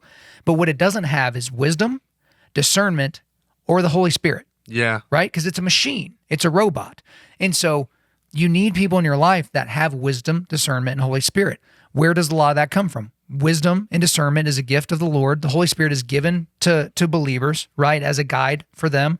And also, you go back to God's Word, which is something that a lot of people, they just simply don't have the time to do, to go back to God's Word, because people get this idea of, if I don't have time to study the Bible, then it's not even worth reading because it's too complicated to just read. I don't really understand it, and so we just don't really go anywhere near it. And so, this should be an encouragement to a lot of the guys out there. Like, yes, this is hard, but get some dogs. Like, get some dudes that are going to fight alongside you. Like, get a wife that is for you and for your marriage and understands so her important. role and your role. And, before you have kids or while you're having kids or figuring out what that looks like for you and your family, like, you don't get to abdicate your responsibility here. It's just not something that you get an option. And again, I go back, I say the same thing. Everyone can find a way to lose, find a way to win. What does it mean to be a winner as a father? What does it mean to be a winner as a husband? What does it mean to be a winner as a Christian? What are the things that winners do, right? One thing that people that are high-level athletes that have like accomplished things like you have, and eventually we got to talk a little bit more about wrestling. But sometimes when you're not where you want to be yet, you will be like, what are the champions doing? So this came up recently. So Merab Dvalishvili, so he's the 135 pound champion in the UFC. So he wins the UFC championship. He beat Sugar Sean O'Malley at the Sphere or whatever. Yeah. And he won the championship. And the very next day, Daniel Cormier, OSU Cowboy, He shows up at Merab's place to talk to him or whatever. And his wife or whatever is like, oh, he's out on a run. The previous day, he had won the championship. He went 25 hard minutes with the champion and stole his belt. But he was out on a run. And that jacked Sugar Sean O'Malley. It jacked his brain, right? So they recently had a rematch and Merab won again. But Sugar Sean O'Malley changed his entire life because he's like, I was a champion, but this dude's something different. What is he doing? Yeah. Oh, this guy doesn't do cheat meals. This guy doesn't do cheat days. This guy doesn't smoke weed. This guy doesn't eat gummy bears. Like, this guy doesn't stay up late playing video games. This guy's entire life is about being a champion. This is what champions do. Yeah. Okay, maybe I should try it. It's a championship lifestyle. It's not a guarantee that you're going to get the championship because winners and losers have the same goals. Everyone goes into the tournament wanting to be at the top of the podium. Only one guy gets to be at the top of the podium. Correct. But at the same day, when you're trying to emulate people, you emulate what they do in order to be that. So for us as Christians, who are we to emulate? Jesus. What were the things that Jesus did? What were the things that Jesus told his closest followers, his apostles, to do? If we just do that, if we just focus on that, can we pretend like that might have a tremendous impact on all these other areas of our life? Again, doesn't mean that things are going to be peachy and always work out. Yeah. But it certainly does mean it's going to go a lot better than trying to figure it out on your own. Exactly. Yeah. I mean, with the whole training stuff there, I'm trying to think about this past year I've had about what the coaches have told me about preparation for these big events. And I remember Coach Taylor. I mean, for those of you who don't know, if you don't know who Coach Taylor is, Coach David Taylor, he's a wrestler, multiple-time Olympic champion, world champion, huge accolades. Yeah. And I remember we were picking his brain. He was telling us stuff, and he was like, at one point in his career, it was similar like you said, hey, what's my opponent doing? What's the other champions doing? And everything Coach Taylor did, he's like, hey, is this going to make me a champion? And, of course, you can do that big picture. Hey, am I going to go on this vacation and miss 5 days of training? I know, probably not. Or am I going to do this? But it was all the way like, hey, this drink right here, am I going to drink this? You know, he's looking at it and stuff. Like, is this going to make me a champion? Now this, yes, it is. I'm going to drink this because it will make me a champion. But like, every single decision he made, is this going to make me better? Is this going to aid me towards my goal of what I want to do? And that's a severe level, but at some point, that's what you're going to need. And growing up, it was my dad a lot that talked about the mindset that is built into all of this, and the match is won or lost before you step out on the mat. But that's not just the seconds before. That's months before. That's weeks before. That's the decisions. That's what you're doing leading up to that. Is if you're training to be a champion or if you're just training to be a champion. There's a difference in that. Mm-hmm. You can, like I mentioned, you can train with intent, or you can just go. I can just go train, and there's a difference in that type of stuff. And growing up, there was a couple times when, because you mentioned it was the day after that fight, because when he was training, there was a couple times where it was Thanksgiving or Christmas, and my dad was like, all right, son. And growing up, I didn't really work out. I didn't do weights, but we did push-ups, pull-ups, sit-ups, assisted pull-ups, of course, but we were working out. And it was Christmas, and on Christmas, we would do a little bit more. And I'm like, Dad, like, what are we doing? Yeah. Everyone's upstairs, we're eating food. He's like, son, these are the days that the people who want a champion are taking off, so we're going to double down and do even more. That's right. And it was his coach in high school who kind of helped him with that. And another person was Tucker Lane. So he was a Nebraska Cornhusker. He wrestled. He was their heavyweight. And he was one of those guys that whenever he'd come over, they always trained twice as hard on vacation days or on holidays, because that's when everyone else is taking that time off. That's their time to get ahead. And even though I didn't emulate that exactly, I just put in the work enough so I could take a day off to spend time with my family, and I'd still do something. But just that mindset of everything is so important. And like we talk about, like pre-deciding everything, like you just gotta have that right mindset. Because if you're like, well, I think God's true, but I don't know, maybe I can do this and he'll be okay with it. It's like, you need to know the answers to these. You need to look at the resources. You need to figure this stuff out. Well, I remember, so Adam Wainwright, I'm a big St. Louis Cardinals fan. And so Adam Wainwright, I think this is when he tore his Achilles. And so an Achilles injury is like, that could be a career ender. Even if you've got the best surgeons and physical therapists on the planet, you're out 6 months if you're an elite level athlete. It was either that or when he had Tommy John. Doesn't matter. He was injured. He was out. He wasn't able to play every day or every fifth day as a pitcher. And he said on the day, and I've used this and it's just haunted my brain. There's some days where I'm like, I really wish I never heard him say that. But he said on the days when I didn't want to work out, I would force myself to work out twice. So you think about it, you wake up, you're a little busted, you didn't get as good a sleep as you would normally do, you got some things to do and all that. You know what? We'll just skip today. I'm not training to be a world champion. I don't have to do any of those things. So he made himself work out twice. And what I tell guys when it comes to training, because I train alone. I lift in my own garage. When I run sprints, it's alone on my street. When you got a gym? Yeah, we'll check it out on the way out. Yeah, we'll check it out on the way out. I may even get a little lift in if you want to, and get your gal out there as well. But when I'm running sprints, I run it on the street by myself. When I do the Murph every year, I do it here in my neighborhood by myself. Like, I just do it by myself. So it'd be very, very easy for me to cut corners. You give me David Goggins vibes dude, right now. But the thing is the person that would see it is me. Yeah. If I cut that corner, right? And so what I tell guys to do when it comes, especially to their training, I tell them, have this phrase in your head. I've seen me do that before. So if you go to your Globo gym and you get in there and you're just not real motivated and you kind of get warmed up, you do one set of bench and you're like, I just don't really want to do it, and you leave, you've seen you do that before. But if you go to your Globo gym and you didn't want to go, right? It's cold or it's raining outside and here you're inside now and you get warmed up and it's just one of those days where you don't feel strong. But if you force yourself to get through that workout an hour and a half later or whatever, and you're driving home, you've seen you do that before. Yeah. Right? Same thing with sprints. When I run sprints, my last sprint is the longest one. And that's the one where I try to go the hardest because I've seen me do that before. With jiu-jitsu, right, there are certain guys that are just going to beat you. Yeah. But if we're similar in our size, similar in our athletic, acumen, and you have, because, we'll do a 6-minute round. If you've got 5.5 minutes of cardio, I've got 6, right? So it may take me a while, but I'm going to smash you at the very, very end. It's that mindset. And if you've ever gone through a round and you dogged it and you knew you dogged it, or you got real defensive, right? You were playing defense or whatever, making it look good, but you knew you were just doing it because you were tired, either mentally or physically. You've seen you do that before. But when you overcome, when you show resilience, you've seen you do that as well. And so I think Huberman was talking about, there's a part of your brain, it's like the anterior mid-cingulate cortex. It's a part of your brain that only grows if you force yourself to do something you don't want to do. Yeah. Right? It's not if you do something hard, because some people love running, and so they'll go run 15 miles today, but they love it. But it's like, I don't want to get in this cold water. I don't want to do it, but they do it. I don't want to go to wrestling practice. I don't want to do 700 double legs today. And then you force yourself to do it. That part of your brain that gives you resilience, that's the only time when it grows. That's awesome. It's almost as if all these things are connected. Yeah, there's 2 things I wanted to say. So first, I saw you say, I don't want to get in this ice cold bath. My buddy Calvin's son, he's probably one of my best friends. He is my best friend. And we went to the Air Force Academy together. He's currently still training, but he's going to be a CRO, a combat rescue officer in the Air Force. It's similar to a Navy SEAL, but a little different.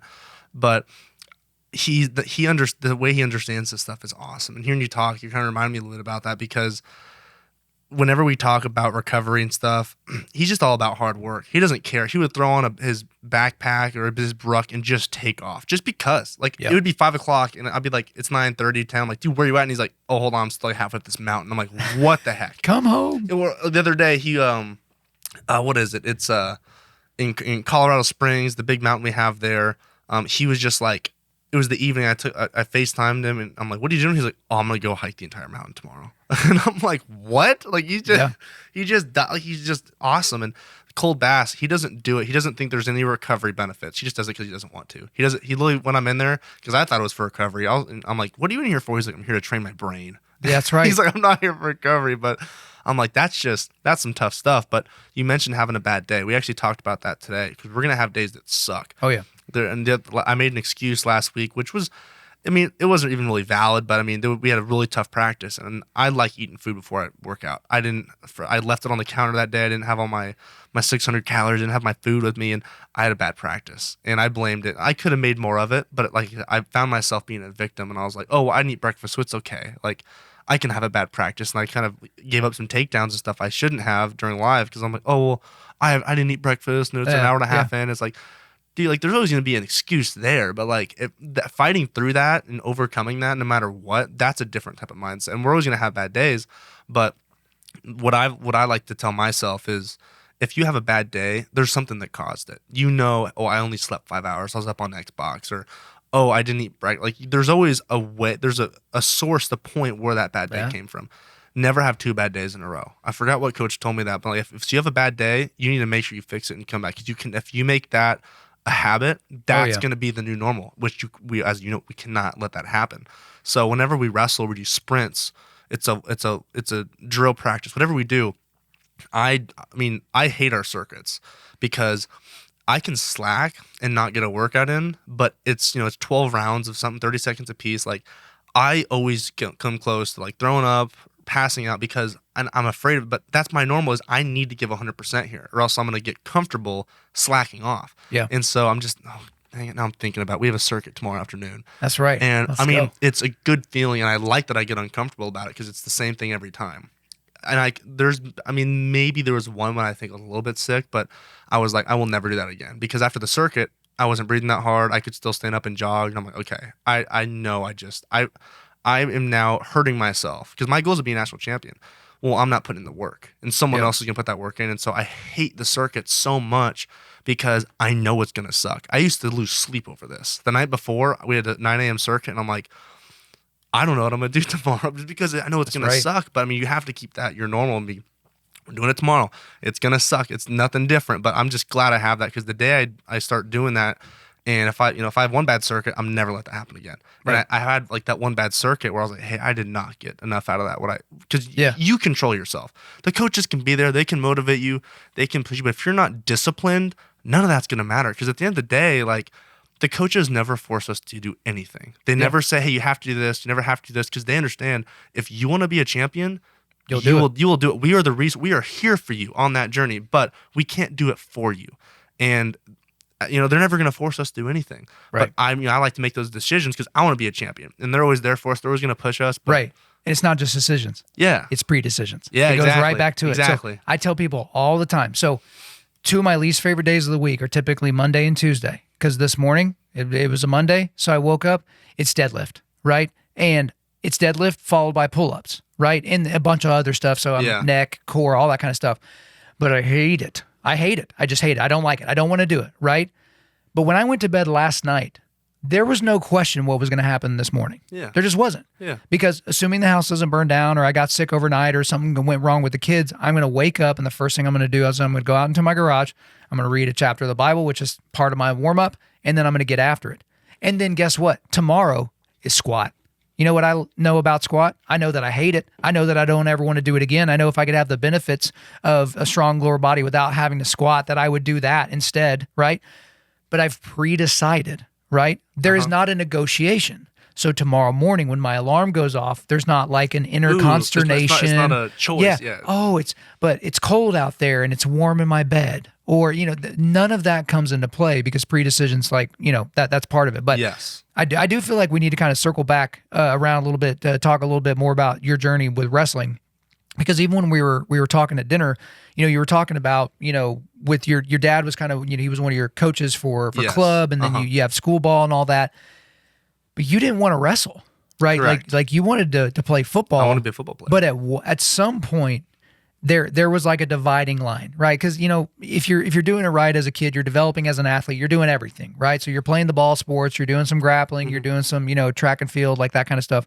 But like let's go to that moment where it's like, okay, I'm going to go the wrestling route. So what was that like? Absolutely. Well, so as growing up, we did all those sports, baseball, football, soccer, track. Like we did all that good stuff. And I started wrestling when I was 5. And obviously at that young age, it's just, we're learning, I'm having fun. And, fast forward a couple of years, it came down to the 2 sports, because I gave up baseball for, most of wrestling stuff, because the season started to cross over, and I stopped, doing the other stuff. So it was just football and wrestling. And my freshman year of high school, and this was my dad was always like, because he only wrestled for 1 year in high school, but that 1 year gave him the values and his understanding of what hard work really is. And the man my dad is today, he's like, hey, because that 1 year of wrestling made a big impact. That's right. So he's been always in favor of wrestling. But I was like, I'm going to be an NFL football player. I'm going to be, I'm going to be awesome. I'm going to be this big star and all this good stuff. And there was a time my freshman year where I had an injury, and I was like, I can't play football anymore. And stuff like that is like, God, like we talk about God's plan for us, and it's like, it sucked, but the only other thing I really had, and my freshman year of wrestling was terrible. I didn't even qualify for state. I wasn't even in the running for anything. Like, I was not that good. And after football, I was like, all right, well, I've just been going through the motions with this wrestling thing. I'm going to do it for myself. And I told you a little bit about this a little bit ago. My dad was, he's a big one of my coaches, but I just needed to do it for myself because I was really mainly doing it because my dad wanted me to.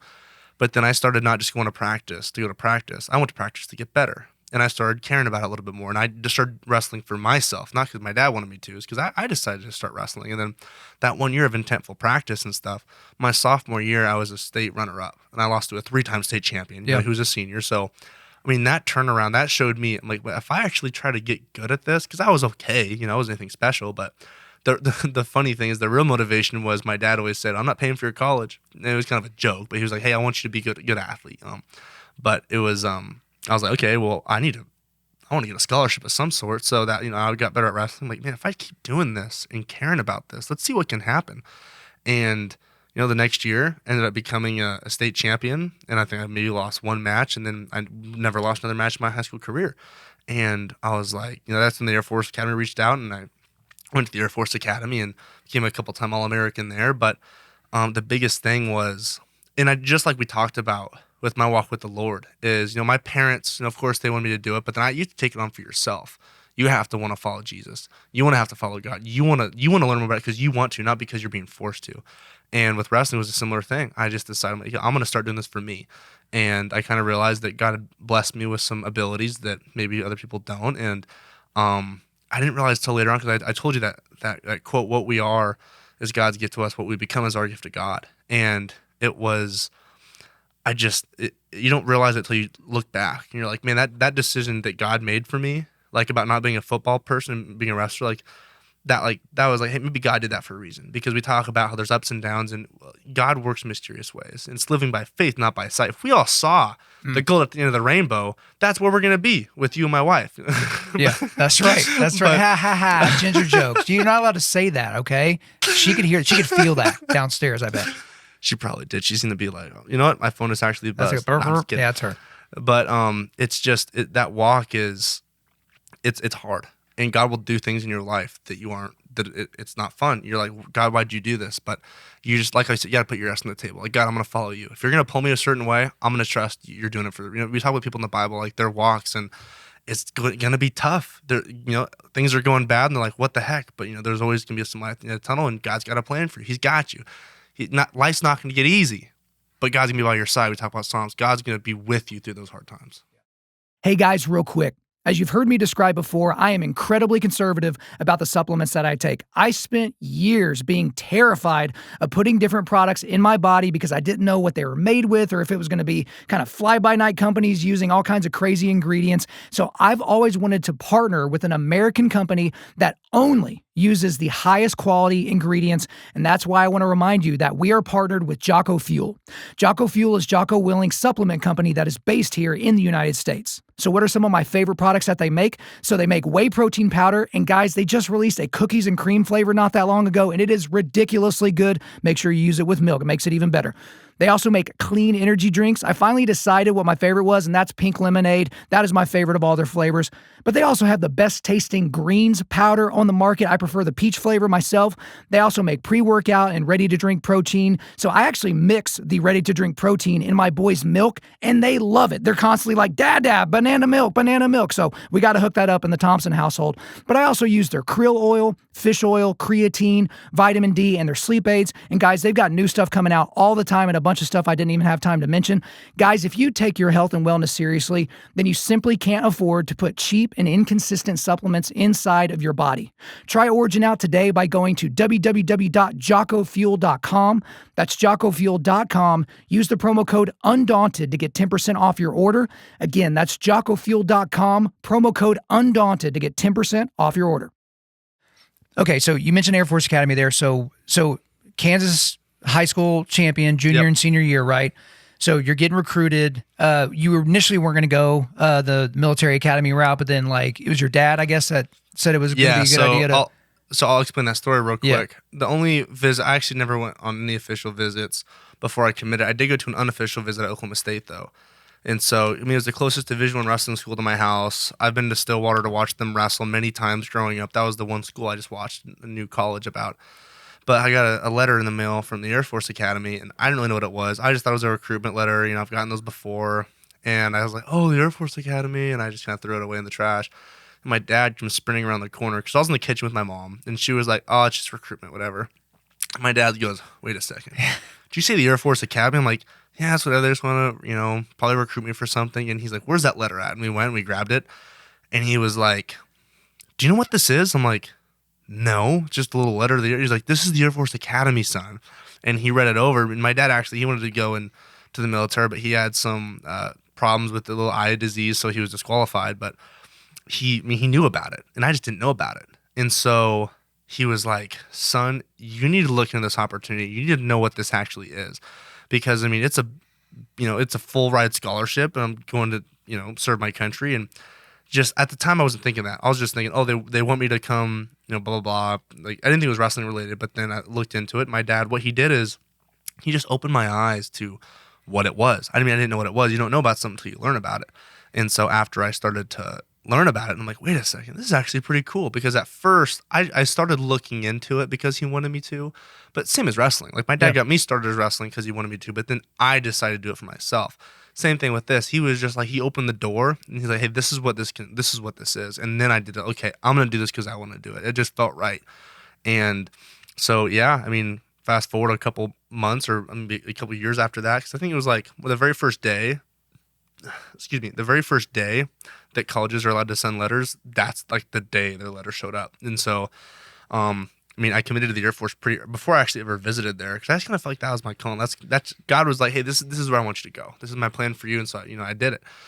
And it wasn't as easy as that. Like, oh, okay, thanks. But, you know, like I said, looking back, I'm like, okay, you can see the steps that happened of where God wanted me to be, that calling, that you know, what he calls us to do. And it just felt right for me. And I went to the Air Force Academy, and that was during COVID, my freshman year. That sucked because there wasn't much wrestling. I mean, it's a contact sport, and there's all this mask and stuff, and we did what we could. We had these little groups of threes and wrestled, but that was a tough year.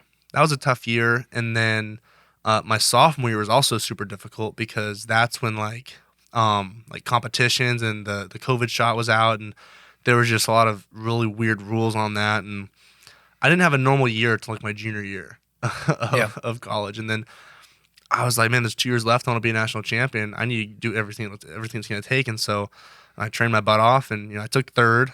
And I think that people asked me what was my biggest loss that I like regret. And I think it was, so the semifinals that year I faced Greg Kirkleve.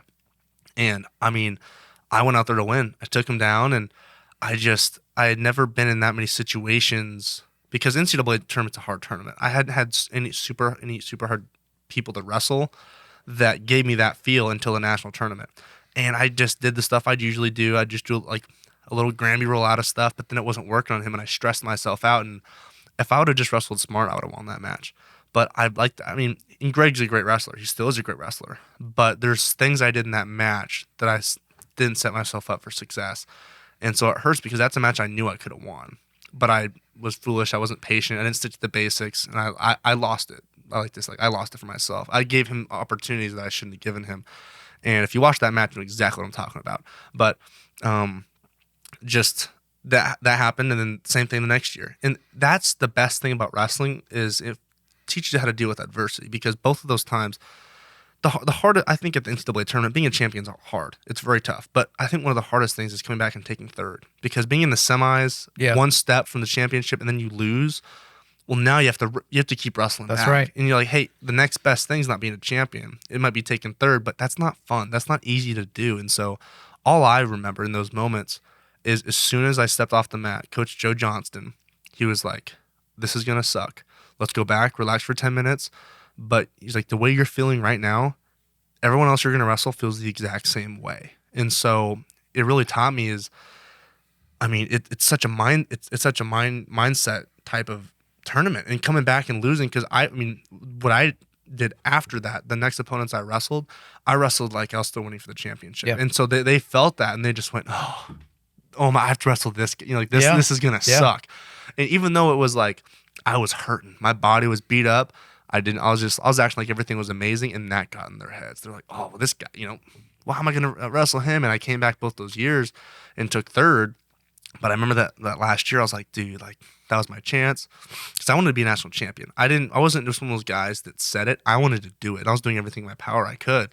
But then, I mean, it's tough being at the military academy. I got a lot of stuff going on. I got academics, we got military duties we're doing all the time. So it's not just wrestling third. It becomes, it's really like military, school, and then athletics versus because of COVID. I had a COVID year, and I came to Oklahoma State, as you know, and it was a little different. I had more time just to wrestle. And so that just getting recover, I learned the importance of recovery. And I just wish I would have taken that stuff more serious earlier on, because sleep is the most important thing. Your body heals during sleep. And that's the one thing that I was letting myself sacrifice. I was like, oh, I'll do this. I'll play Xbox. But then like instead of going to bed, I'll just sleep a little bit less tonight. And that's not bad if it happens for a couple days, but I let that happen for way too long. Yeah. Now that I'm married, I'd say now that we've been dating pretty seriously, I haven't played Xbox in a long time. Yeah. So I guess that's good. I need to actually cancel my Xbox subscription. But good reminder. I know. Well, I actually want to go to where you were talking about going to Oklahoma State. So you got your COVID year, but you can't be a graduate student and an athlete within the military academy, correct? So at the Air Force Academy, there's not a graduate college. It's just the Air Force Academy. Right, so it's four and done. Right. So even for athletes that get hurt one year, you don't get injury. That's it. No injury, you get red four, and shirt, that's it. nothing. Okay. So I could not have wrestled there. So you enter the portal. You choose Oklahoma State. Were there other options, or was it basically Oklahoma State or bust? I knew I wanted to go to Oklahoma State. Okay. But I had still had a lot of coaches along my journey that poured a lot into me. So there was a coach at Minnesota who's always been really good to me, at Michigan, and then Mizzou. There was just coaches that I said, hey, I'm going to give you the time of day. Yeah. Because you've done so much for me. I'm going to see what you're about and see if it's right for me. Yeah. And I did. I went to those schools, but I remember originally Coach Taylor wasn't the head coach of Oklahoma State. Right. That's when when Coach Smith retired, and we didn't know who it was going to be yet. Right. That was a big impact, because Coach Taylor is someone I looked up to. I mentioned when I lost my love for wrestling. It was the two wrestlers. It was Kyle Dake and David Taylor. Watching them brought that love back. Having someone like that be so impactful in my life, and then having them give you a call saying, hey, I want to be your coach. It's hard to beat that. Yeah. Well, so because I remember around here, because with me running my business and young kids and stuff like that, like it's kind of hard to keep up with everything. Yeah. But dude, when Coach Smith retired and when David Taylor came in, because it was almost like a perfect storm, because David got beat on the Olympic trials. Correct. Because if he wins that match, like he's going off to the Olympics, he's not available to be the Oklahoma State head coach. Yeah. John Smith maybe doesn't retire. Maybe he was already going to retire, and his heir apparent, who had been being groomed for a long time, it would not have been Coach Taylor. But now you got Coach Taylor, came from that Penn State tree. And, obviously, Penn State is like on a planet by themselves right now. It's like 11 of the last 13 national titles, or 12, 14 or something. It's crazy, the run that they're on. The gap that they've created between them and Oklahoma State and Iowa and Michigan and Ohio State and Minnesota and all these different programs is substantial, right? So, all power to them. But then now you got Taylor, who's still in his wrestling prime. He just got right during the trials. Yeah. Now he's done as a competitor, but now he's a coach, and Smith was older, so he wasn't able to get on the mats and scrap with guys. But you have a guy that's in his wrestling prime that's more experienced than everybody else in the room. Oh, also he's got a gold medal. And now he has the potential to, take that gap between Oklahoma State and Penn State that has grown over the years, and basically combined with the NIL and transfer portal and all that type of stuff, bring it down to almost nothing, to where it's at least competitive. Because anymore, it's like you get to the national final, and it's like, okay, by how much is Penn State going to win the team title? It's like, that's what record are they going to break this year? Yeah. But gosh, I mean, you're right there where, I mean, Taylor was a few points away from not even being there. I mean, you're maybe not at Oklahoma State, and then we'll get into the national tournament. But I mean, my gosh, just going back to that time period, what a crazy call for you to make, to be like, yeah, okay, Coach Taylor, like, let's go, let's get after it. Yeah, and at that time when he called me, like I said, I talked to these other coaches, and I said, and I respect them enough to say, I'm going to give you the time of day and come see what your program's about. And I remember I had actually already taken my Oklahoma State visit when Taylor wasn't there. And so now all I had left was When they had no coach. So Coach Coleman Scott was going to be, he was like the Okay. interim coach. Right, But interim coach. they didn't know But who it was gonna wasn't be John yet. Smith, and we hadn't gotten Taylor yet. Yeah. And so, I mean, I was still going on my other visits, and I was really like trying to take it in. Every other place I went, I was paying attention. I was like, this is what we got. But it just didn't really feel, you kind of know what feels right. I mean, we talk about that and what anything in life, like you kind of just, you get that feeling when it feels right. Like we talk about just like, listen to your heart, and at all those other places I went, it felt good, but I was like, this doesn't feel like where it's at. And then I came back to Stillwater. I'm like, okay, this is where I need to be, man. Man, it's something different. I mean, when you go there, when you go to the duels, and I mean, obviously there's the history and all that. And I mean, growing up kind of going there and, seeing some of those duels, but you go from Air Force Academy. So you would qualified for the national tournament each year. I think you were the first Air Force wrestler to qualify your freshman year, right? Like for the national tournament? Maybe. I may have made that up. There's probably been a couple guys that did it, but I mean, I did qualify. There's been very few people that have qualified 4 times. Okay, so you qualified 4 times. Wait, you basically qualified 5 technically. Right. Yeah. But for Air Force, qualified 4 times. Yeah. First ever 5-timer for them. Right. Hey, check that out. And then, you get a couple of 3rd place finishes. I think you led the country in pins a couple of times in falls. Yeah. And then you get to Oklahoma State. And so you have just an absolutely dominant, spectacular season. You were undefeated going into the NCAA tournament. So you're Big 12 champion again, all that type of stuff. On the duels where the heavyweight was the last weight, it was basically like, hey, we're about to see a fall here. Like, it is just a super dominant season. Mm-hmm. But nobody cared because Gable Steveson's a thing, right? So Gable, Olympic champion, right? And this is what I'll do to kind of set up, because I want to go slowly through the tournament and slowly through that match. But, we'll kind of begin with the end in mind. I'm watching the national final like that the whole last day on my back porch by myself. I'm having a nice scotch and a cigar, and I'm a kind of an early to bed guy. I go to bed between 9 and 9:30. But for stuff like that where I know there's going to be a lot of commercial breaks, I'll let it go for an hour and a half before I start watching, so I can just kind of fast forward through stuff. Yeah. Before the heavyweight final, I almost went to bed. And the only thing that kept me up is I want to see Gable do something great. I want to see excellence in motion. Yeah, this white kid, he's got a puncher's chance, but who cares? He's wearing an orange singlet. Forget this kid. Right? I'm thinking like, you just want to see greatness and you want to be around it. So here you are. You've got a coach that knows what it's like to peak at the right time. You're surrounded by champions, and you're going in undefeated into the national tournament, right? And you've just been absolutely dominant. How do you feel going into the tournament? Because obviously we're going to get to the ending for any of you guys that have not listened to my show and heard me talk about it or watched anything on the internet for the last 6 months.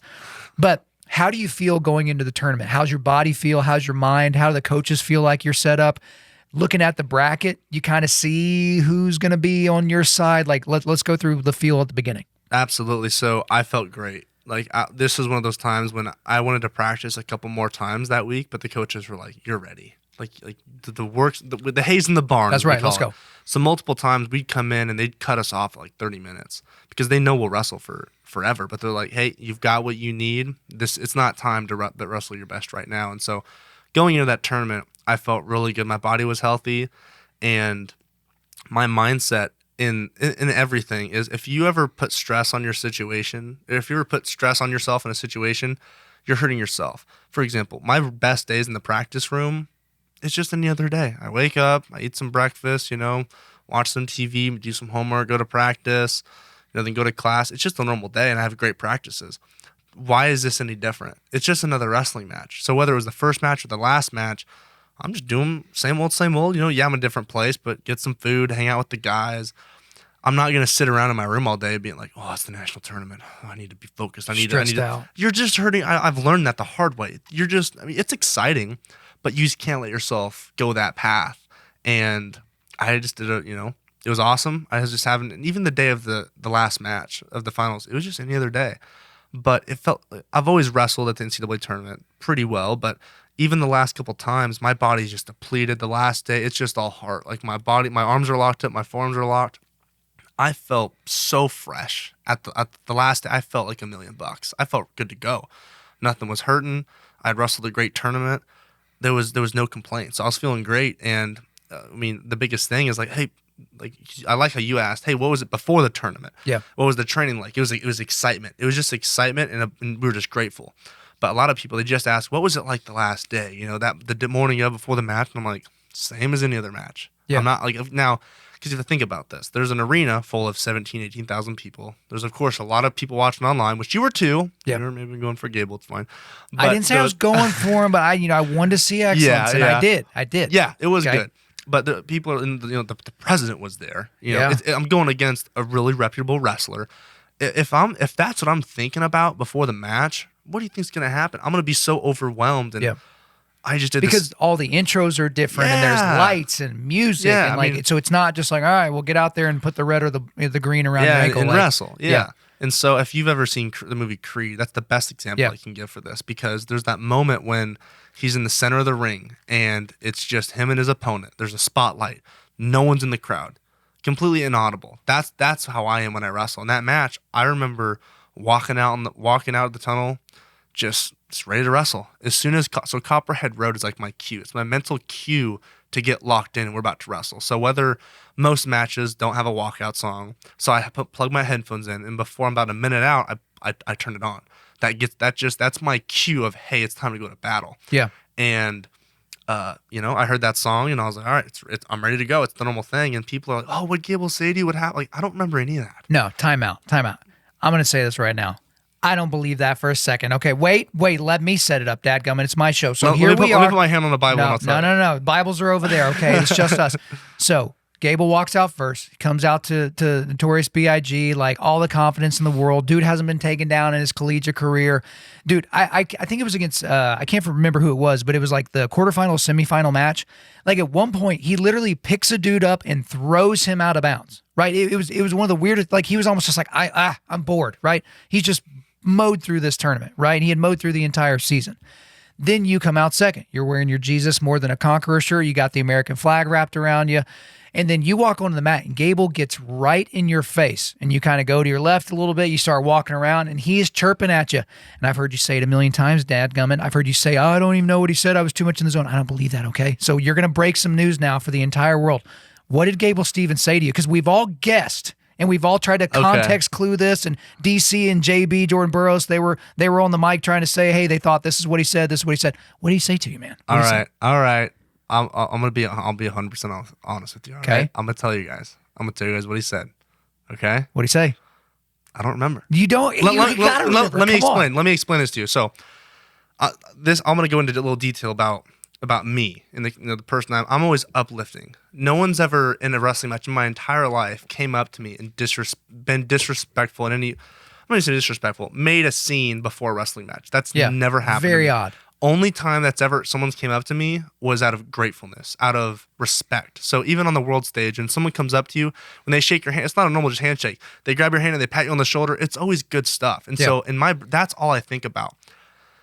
I thought until after the match was over, I thought Gable was being nice to me. I thought he was coming up to me to be like, hey man, like, great job. Like, this is exciting.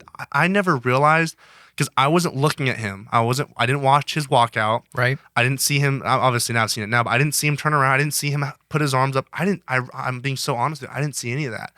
I just was walking through to wrestle. And I remember he was a little closer than usual. Yeah. And I was just like, okay, I looked at him. If you watch the video, I looked at him in the face. I realized he was close to me, looked down, shook his hand, went to my corner. I thought he was just like coming and showing some respect. So I didn't know until after I watched the video and watched everything. I didn't know he was doing that to like get in my head. So a lot of people, what'd you say? I'm like, well, no one's ever done that to me before. And I didn't know. And it didn't click until the interviewer asked me, what did Gable say to you? I was like, I legit thought he was being nice. I thought he was coming up to me, just being respectful. And so he's like, what did he say to you? And I was like, what do you mean? Like, I don't know. I promise I didn't hear him say anything.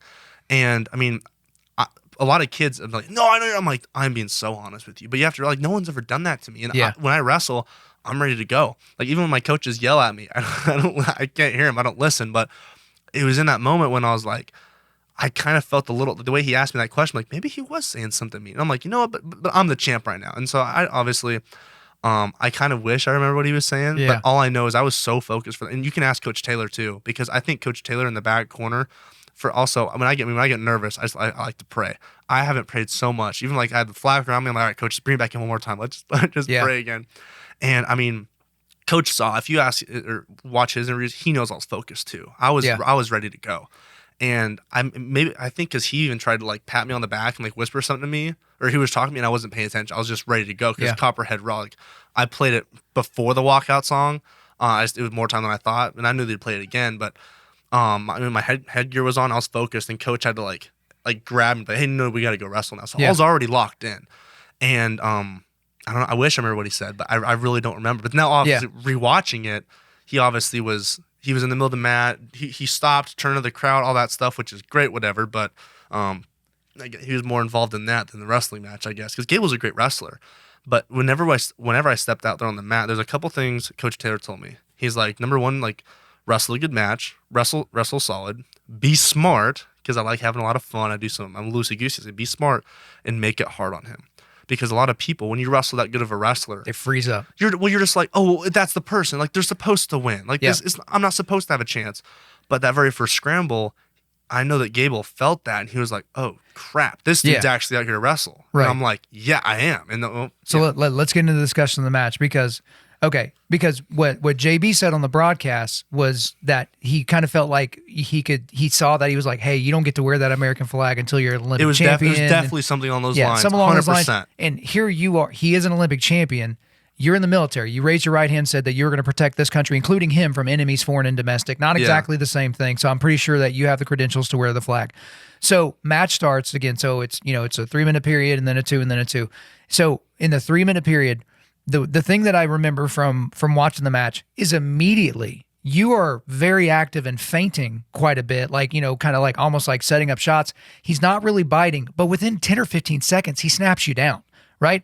Yeah. And that is when most guys that are going against Gable Steveson, they just go, oh, gosh, dadgummit. It's like that deer in headlights thing. It's a lot of guys that have fought John Jones in the UFC have said it's very similar to that. All of a sudden you're in there. So Chael Sonnen, who's a very confident guy, champion, wrestler from Oregon, all those types of things. He said, the only time I walked to a cage in my fighting career where I knew there was no path to victory was John Jones. And the moment they locked the door behind me, I was absolutely petrified at what was about to happen to me. And he ended up, losing that fight, even though John Jones broke his toe. If it had gone to the second round, he would have been declared the winner, all the things, right? So it starts, you get snapped down, but you don't just quit. Like it turns into like a 45-second scramble almost. Yeah. So let's talk about just that first thing, because you are snapped down, like he moves you against your will, but like you don't stop wrestling. Yeah. Well, I mean, he shot very fast. He got to my leg, but so you don't get 3 points for getting to someone's leg. You get 3 points for taking someone down. And I like to make it hard on people. I like to wrestle my match, but like I know how to wrestle. Before this match, like Coach isn't telling me anything I don't know. He just knows that he was doing everything right to make sure that I'm not freaking out about anything. And he didn't really need to do anything. He'd done such a great job earlier matches this year where I was ready to go. But, I mean, he was just saying, make it hard. Like, just wrestle any other way you'd wrestle anyone else. And I did. He went out there. He got to my leg. Well, the normal thing is not just to let him take you down. You fight it a little bit. And so I wrestled. And then, I found myself in a position where I could try to score. And so I did. So I wasn't, like, doing anything magical. This isn't, like, anything different. It's just any other wrestling match. Right. So I'm going to wrestle like any other. Why would you change what you've been doing to see success? Right. And I remember there's two times in that match where, because I mentioned, like, I don't listen to anything, I can't hear anything. There's 2 times in that match where I felt something. I felt the energy of the arena. After that scramble, and we got up, I remember that, because then everyone was like, this is a match. I remember I'm getting goosebumps. Oh, right DC's losing his mind in the booth, by the way. I can feel the energy. Okay, like, who cares? It doesn't matter. That was the first time I felt that energy. And the second time, obviously, was as soon as I got that takedown. That was the second time. But I'm getting a little ahead of ourselves. Well, but dude, like, so I remember that as well. So you could tell, because DC's he's a goofy guy, he's a funny guy, like he gets into it, he absolutely loves wrestling. Whoever makes the decisions at ESPN, it's DC and JB from now on. Those two were spectacular, and the color guy was perfect. He would set it up and get the heck out of the way and let the experts like chat. Yeah. So you got that first minute, it's 0-0, and there's been a lot of wrestling that's happened, right? And to be honest, if you go back and watch the entire final from this year, there were a lot of matches that were just like, both guys were trying not to lose as opposed to trying to win. Exactly. And so a lot there's a difference. There's a difference. A lot of the matches were just not spectacular. They were not great. I was glad I had a fast forward button for some of those matches. But and again, those guys are killers and they're national champs or national runner-ups. For all the respect in the world to them. But then at some point during the first period, I think it was, he got in on a high crotch and then kind of, I think similar situation, but I fell over the top. Right, fell over the top. He ends up finishing the takedown, 3-0. You end up escaping before the end of the first, and so coming out of the first period, it's 3-1 him. How do you feel about where you're at? Because starting in the second, afterwards, you're starting in the second. You're going to start down. Odds of you kind of getting a point for an escape is going to be there, and so you're looking at 3-2. But how do you feel going into the second? I felt pretty good. And there wasn't really a game plan. What I told you, those 3 things earlier, that was like the game plan, so to speak. Because if I'm doing the right things, if I'm wrestling smart, making it hard on him, I'm going to wear him down. Yeah. And at that point, I knew that, I was kind of wearing on him a little bit. And then the second period starts.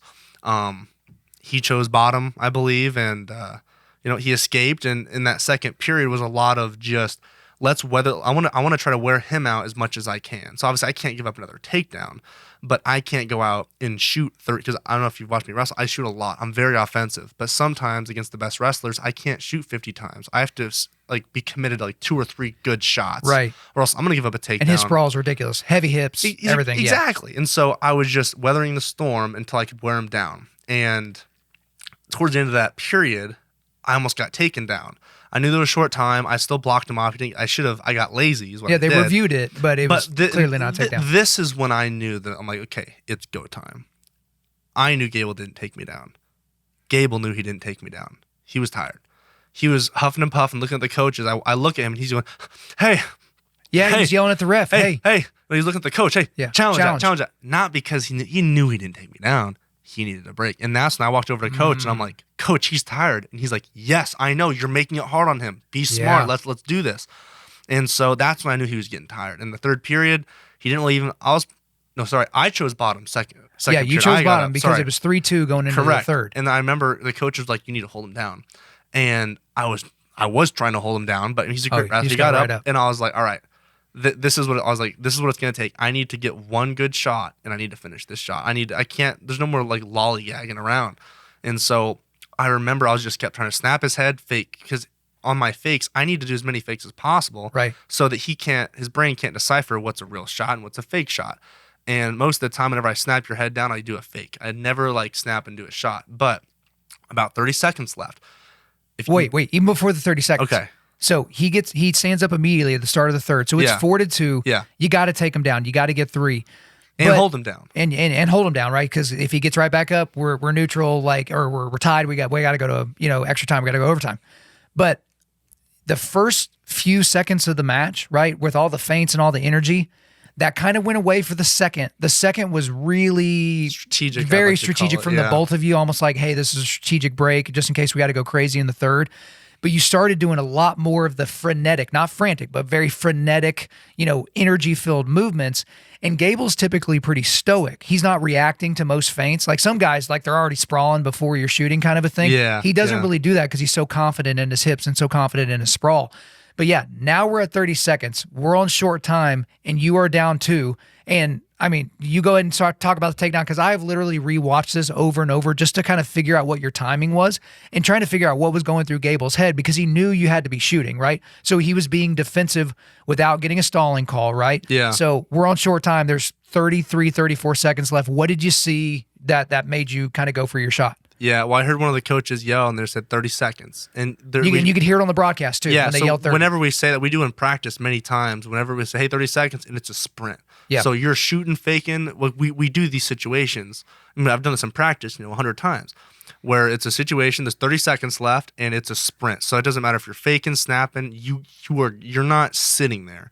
And I remember I was like, okay, there's 30 seconds. It's time to pick it up. And DC's like, oh, he looks fresh. I'm like, well, because I'm like, hey, 30 seconds left. I got this in the tank. I'm not tired yet. Yeah. But I remember on my first couple of fakes, I did a fake and he dropped his head down for the first time in the match. Yeah. He had never, usually when he fakes, he doesn't put his head down. He just kind of blocks it. I saw his head go down. He went boom. And I'm like, green light, let's go. And so I took that shot and then I got in the leg and that's almost a dead man's position if you don't finish, because you end up in a front headlock, you sit there for 10 seconds. Oh, well, now there's 5 seconds left in the match. It's over. So I shot that shot, and I remember I got to his leg, and then his hips, and he put his hips in. And at most point, no one's strong enough to pull him in. He's got you. Immediate. As I'm watching it, dude, I'm like, oh, he's not going to get it. And even DC on the broadcast like, oh, he's off. I lost his hand. But I remember we've done this so many times, and we talk about the training I've had this entire year. I'm not doing squats and all this big stuff. Like, we're doing dumbbells, we're doing motions that simulate wrestling. And one thing we've done is our, dumbbell pulls and pulling the leg. And I've done so many shots. My training's been wrestling. And so when I got in that situation, I'm probably one of the only people that could finish on Gable in that position because of how much I've done it this year. I had one hand on it, but I didn't care. I just kept my head up and just tried to suck it in. I got it closer. I did another knee slide. Now I start to lock my hands. I just kept sticking to the basics. I just kept finishing that shot because I remember I felt it. And, we talk about in wrestling and, it takes heart, but I was pretty tired, and the Holy Spirit was definitely with me in that moment because, I don't remember it. I just remember that I just kept trying to go for it. I just kept pulling it in, sucking it in, knee sliding. And I was my legs were tired, but somehow I just powered through it. And I remember finishing that double, and I took him down. And I'm like, okay, this is real. We're here. I have 20 seconds. And I was just holding on. That's when I felt the arena. I'm like, all right. I got this. I'm not alone on this mat right now. I've got this. And so I just remember just squeezing him. People talk, and I closed I was squeezing so hard I couldn't open my eyes. If you look at me, I'm just like this. Yeah. I'm just like, dude, and you were super red. Oh, I'm just holding on to him, and I'm like, you are not getting up. And I'm all my pressure on him. Oh my gosh. At the beginning of the third, DC and JB are basically sitting there like, hey, Wyatt's got really good top position, all that type of thing. And Gable just stood right up and escaped. And it was like, oh, it's almost like whenever oh man, this is a great kicker. He's done a great job all season. He hasn't missed a kick. Shankopotamus. He kicks it like into the fourth row, off the sidelines or whatever. And so you finish, and on the broadcast, you can see, what's funny is you can kind of see your family over here down on the bottom left, but you can see all of Gable's coaches. And what's weird about Gable's coaches and Gable is they lost about 5 or 6 seconds to seemingly complete and utter shock because Gable had never seen himself get taken down in his collegiate career. You got to think about this realistically. How many times was Gable taken down in the room at Minnesota? Much less in a duel, which was never, right? How many times have they seen that man get taken down, right? Which you got beat on that interaction, right? And so Gable, and some people have speculated Gable maybe thought that he was up 3, and so you had just tied him or, something like that. But we're talking 4, 5, 6, 7 seconds. Yeah. And you can see he's kind of fighting the hands, and then he looks up, and it's like, oh, shoot, I got to get up now. I got to get up right now. And so he stands up, and it looks like he's trying to kind of swim over and face you. Yeah, you want to face me, yeah. And dude, I was holding him so tight. Well, see, that's the thing is like, I was thinking, him. Gable's just going to stand right up. Well, actually, what I need to do, you actually owe me a few trips to the chiropractor, which maybe your parents can help me out. Because again, I'm watching by myself on the back porch, right? And when you land the takedown, whenever you finish the takedown, and there's 15 seconds left in the match or whatever, it was like a shot of electricity shot me out of my chair. My Crocs go flying. I ash my cigar all over myself, but I can't scream because everyone's asleep. It's late at night when I'm watching. And so I'm kind of like silently yelling right when that happens. You should have let it out. And I'm just standing there but then in my mind, I'm thinking, but he's going to stand up. He's got plenty of time, even whenever he realized it. And whenever he kind of got up to his feet to start to turn, I'm like, okay, this is OT. This is incredible. This is crazy. And then you tilt him and he falls down, and then he immediately stops moving. Yeah. Like there was, the broadcast and the actual match timer was off the whole night by like there was about 3 seconds left where he went down. Then went down, and then he stops moving. You fall backwards. You realize you've won this. But let's go back to, you've gotten him down. You know where you're at time-wise as well. Was there any doubt in your mind that you were going to be able to keep him down, Gable Steveson? That's when I made up my mind. I had a plan. So, in that moment, I was like, all right, I am winning by 1. I am not taking this to overtime. And that's why I think I didn't ride him as long not that I mean, I wanted to ride him, but I wasn't committed to the ride. There's a difference. We talk about in the room, and I was just like, I knew this was going to come down to play a takedown.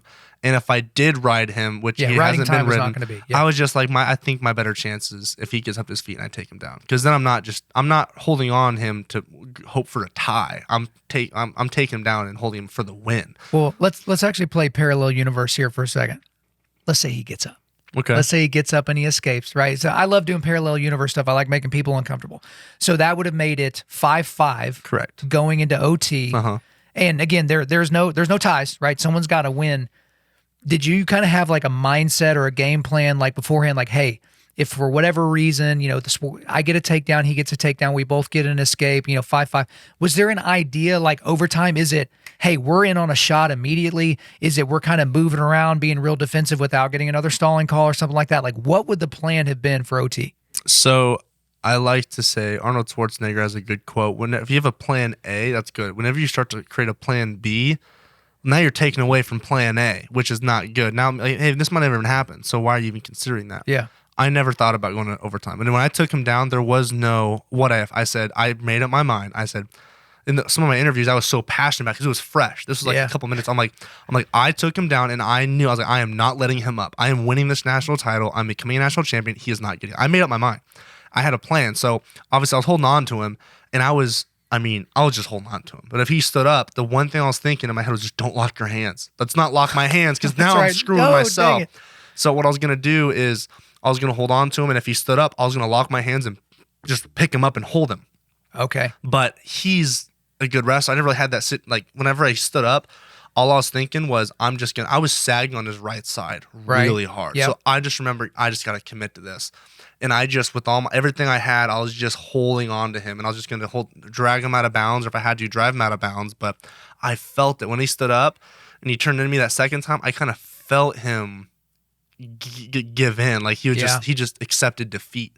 And I was like, oh, I don't even need to pick him up. He fell down for me. Yeah. So I mean, in that moment, I was just like, holy crap! Like I've been training to be a national champion the past 9 months. And when Gable joined, I didn't sit down with the coaches. Nothing ever changed, because the goal was still the same no matter who I had to go against. And I set a goal to be a national champion. I wanted to be a national champion. I trained to be a national champion. We set high goals for ourselves. When we reach those goals, it's awesome.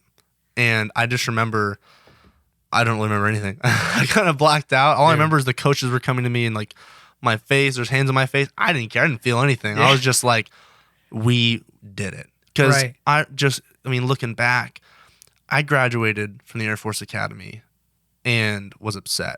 I never reached my goals, and I came to acceptance with it. I was like, well, I'm just never being. I set a goal to be a national champion. That wasn't in the cards for me. Little did I know that I'd be able to get another shot at it. So in that moment, like within 5 seconds, the realization just came to me from I went from accepting defeat, so to say, like I'm not gonna be able to ever reach this goal, but now I just did it against one of the best wrestlers in the world. And so it was really nothing but just pure raw emotion and gratitude in that moment. And I had to think of, I wasn't in shock, but I was just like, that was the best. I felt so powerful. I was like, this is awesome. I was like, okay, where's my family at? Where's my girlfriend at? Where's my fiance at? I want to see my family. And I was like, well, the coaches came to me first off. Oh, dude, they mobbed you. It was so crazy. Went to my family, and then I was like, oh yeah, my boss is here. The commander-in-chief's here. So then, that little iconic moment of popping that salute, that felt good. Dude. I mean, especially because that entire situation, that salute, oh man. One, you want to talk, so you mentioned the 2 crowd pops. So the first scramble, obviously the next takedown, like even on the broadcast, it was astonishingly loud. The third pop was when you saluted Donald Trump. Oh, that was awesome. Because you had already been mobbed by your coaches. You had already kind of, seen your dad, fiance, like you'd been here with your family. And then you're walking around the mat. I think you yelled at everybody, like, are you not entertained? Or whatever, whatever you yelled at everybody. And then you see him. So what I said there, and I thought, I remember there was a match when I was a kid. And Tucker Lane, I mentioned, he won a match against a really good wrestler, one of the best. And he looked and he's like, is there no one else? That's right. It's, of course, from Troy. Exactly. And so I remember in that moment, I actually thought, obviously I had a plan after I won. I was like, okay, if I do this, the president's there, don't forget to show your respect there. And that one quote has just been with me for so long. I don't know. I just thought it's so tough. Dude, it is. It's so tough. And I remember, and I literally beat one of the best. And I'm like, is there no one else? And I remember, okay, I was like, don't forget to maybe say that if I win, Hey, but go back to that scene from that movie. That's early in the movie Troy, right? This is back in the Greek city-state days. It was you send against your best fighter, their best fighter. They've got this big This guy's never lost. Yeah, his name's Boagrius. He's like Goliath size and all that. Yeah. Achilles just dispatches with them, and then he stands in front of the entire opposing army and just yells multiple times, "Is there no one else?" I mean, dude, you want to talk about tough for sure. But did Gable say anything to you after the match? I've never spoken to him since. So you didn't say anything going to the podium or all that? Because I think he dabbed you up on the way to the podium or something. I think he pat me on the back, gave me the dab up. Ever since that match, I've never spoken. Okay, so not anything bad. Yeah, I mean, not it's just that you like, wouldn't. Yeah, it's just we looked at each other. We're probably, I don't even think we're like the head nod. Like, yeah, I mean, I'm not gonna try to be. You're not gonna rub it I'm not gonna be like, yeah. Ooh, I want, I'm just, that was a great match. So I just, we looked, give a little head nods, and went our separate ways. So you get down off the mat. Now you give Trump a big old hug. All right. So what did Trump say to you? Because y'all had a short interaction. Then you went up to our mutual buddy Mark Wayne Mullen and his son who were there, which was awesome. But what did Trump say to you? So I mean, we got there, and obviously I went up to him, and he just had open arms. He was proud. I was like, all right, this is because pretty Secret sweet. Service was supposed to get him out of there. Mark Wayne told me that. Yeah, they were supposed to leave the match before. And then Donald. He said, Well, I'd met him before, and he was like, Right. Nah, I'm staying and watch my big guy, because he used to call me his big guy when I was at the Air Force Academy. I met him previously at a tournament, and he wanted to stay and watch. And I remember when I was there with him, and a lot of people were like, oh, great job, congratulations. But I mean, President looked at me and he's like, that took heart, and I know it did. Yeah. He's like, that was impressive. And I was like, thank you, sir. Dude. This is actually funny. I've actually never mentioned this before. So this is the first time I'm actually mentioning this. I was just so excited. One of the Secret Service people in the suits, I thought that was Mark Wayne Mullen. I thought that was Senator Mullen. So like, I look to the left and I look at, in this guy's, I mean, he's like in the middle of everything. That's right. And he just either to protect the trunk, and he looks at me, kind of like looks down. And he like didn't know what to do, because I mean, I was looking at him like I was ready to dab him up, and then I was like, oh, you're not the senator. You're not the guy. You're not my boy Mullen. And so then he thankfully he came to me, and I'm like, oh, there you are. Yeah. So what's up? But I was like, oh man, I was about to dab up the Secret Service too, but I was excited. Right. Hey, you may have gone for it. I think that would have been okay. Well, I looked at him. For you, but if you look in the video, you see like me walking to the left. That's right. The only person there is the Secret Service guy. He does not look comfortable. He's just like, oh, no. I mean. Well, because he was supposed to leave, because how Mark Wayne told it to me was that, Donald Trump said, I'd like to stay for my big guy. Yeah. What are his chances? And Mark Wayne gave him a phone, no, this is Gable's legit, but this is going to be a serious match. Yeah. And again, it's Donald Trump. So he just turns around and says, we're staying, right? Yeah. And so you're already dealing with the logistical nightmare of getting him out of there along with everyone else in the stadium. So now the plan has to change. No one can leave their seats pretty much until we get, the Eagle out of here or whatever the thing is. So everything changes. So he's probably already stressed out. And then he's obviously watching the match, as he's also, scanning the crowd and being a bodyguard for Trump. And then when the thing explodes, whenever you finish the takedown, he's got to obviously be ratcheting up, because as part of their training, when there's a big distraction over here, that's when you don't look over here. Yeah. You look right where you're supposed to be and exactly. all that. So yeah, that would have been hilarious if he had picked him up and gave him a big old hug. That probably would have been the worst/best day of that dude's life. Yeah. So match is over. You got your trophy, right? You get to the top of the podium and all that. But one thing that I'm always curious about with champions, because I remember Deion Sanders talking about this. Spends his whole life trying to be the best football player on the planet. He's with the Dallas Cowboys. They win the Super Bowl. They've got the champagne. He's got the championship hat and the shirt. They've got all the confetti and everything like that. He says when he got back to his hotel room, he was alone, and he realized, oh, there's nothing up here. I worked my entire life to get to the top of the mountain, and there's nothing here, right? You're just moving on to the next thing. And that's whenever he says he gave his life to Christ, and his whole life changed, and he gave his life over to God and all those types of things. So I'm curious for you, you're a believer. Obviously, you wore the name of your Savior on your chest as you're walking out onto the match, right? As you're wearing it right now. For those of you not on YouTube, you're missing out. But you got the trophy, right? You're the baddest dude on the planet, at least for that night. We're back at the hotel room, or we're back at home or whatever. Was there a letdown? of some kind to where it's like, hey, I accomplished my goal, but maybe it wasn't all that I cracked up to be. And Deion Sanders is the only one I've heard about people that win Wimbledon or they win the PGA Championship or they win the World Series, whatever the thing is. And it's all, what was that the guy who just recently talked about that? Yeah, he was like, I mean, I'm going to tell you a story real quick. When I was a kid, when I was 5 or 6 years old, I remember multiple times my dad came and talked to me, and he was just out of pure joy and gratefulness. He was like, son, the Lord has blessed you with something. We don't know what it is yet, but God has truly blessed you. He's like, God chose you out of everyone. He's like, God chose my son to do something great. He's like, thank you, son, for, just everything. And the biggest thing he used to mention is like, God has picked you. And there's someone, so the Excalibur sword, King Arthur, he's the only person that could pull the sword from the stone. My dad was like, hey, you're the one that can do it. And so there's actually this tattoo I've had. It's the Excalibur sword. And in that moment, walking off the mat after I had my podium pictures, I just went to my dad, and it was just nothing but just tears of joy because this has been a moment that not only we've been looking forward to for a year, but since I was a kid, my dad knew, he's like, God's going to use you for something great. I know he has. And so having a full circle moment like that, it was nothing but just, I was grateful. I mean, there's nothing else to, no, I mean, that whole match in itself, everything that's happened this past year, the only person that could see the plan ahead of me was God. He paved the way. And so it was just pure gratefulness. And ever since then, I've been doing every opportunity I have to spread that joy and love of Jesus and, hopefully inspire some kids. And that's why I like to go do so many camps. And sometimes I do stress myself out. I do overextend myself. But when I was a kid, there was so many people that did that for me, that came into camps, that signed my poster, that signed my shoes, just gave me that next step of confidence to go out there and do something great. And so that entire night was nothing but joy. I mean, for that week, I felt awesome. There was never like, this is it. I was grateful. I'm like, okay, I set out on a mission a long, long time ago, and now we fulfilled it. So it wasn't there was never a letdown. And still to this day, I'm more than grateful that God has blessed me with these abilities to go glorify him and, show the world that anything's possible. The big thing I talked about was David and Goliath. And no one like, oh, we don't think you can do it. And then, boom. David, he had 5, I'm pretty sure he had 5 stones. That's right. And it's not, he wasn't worried about missing. It was just, Goliath had 4 other brothers. That's right. And so it's like, there was never stuff like that.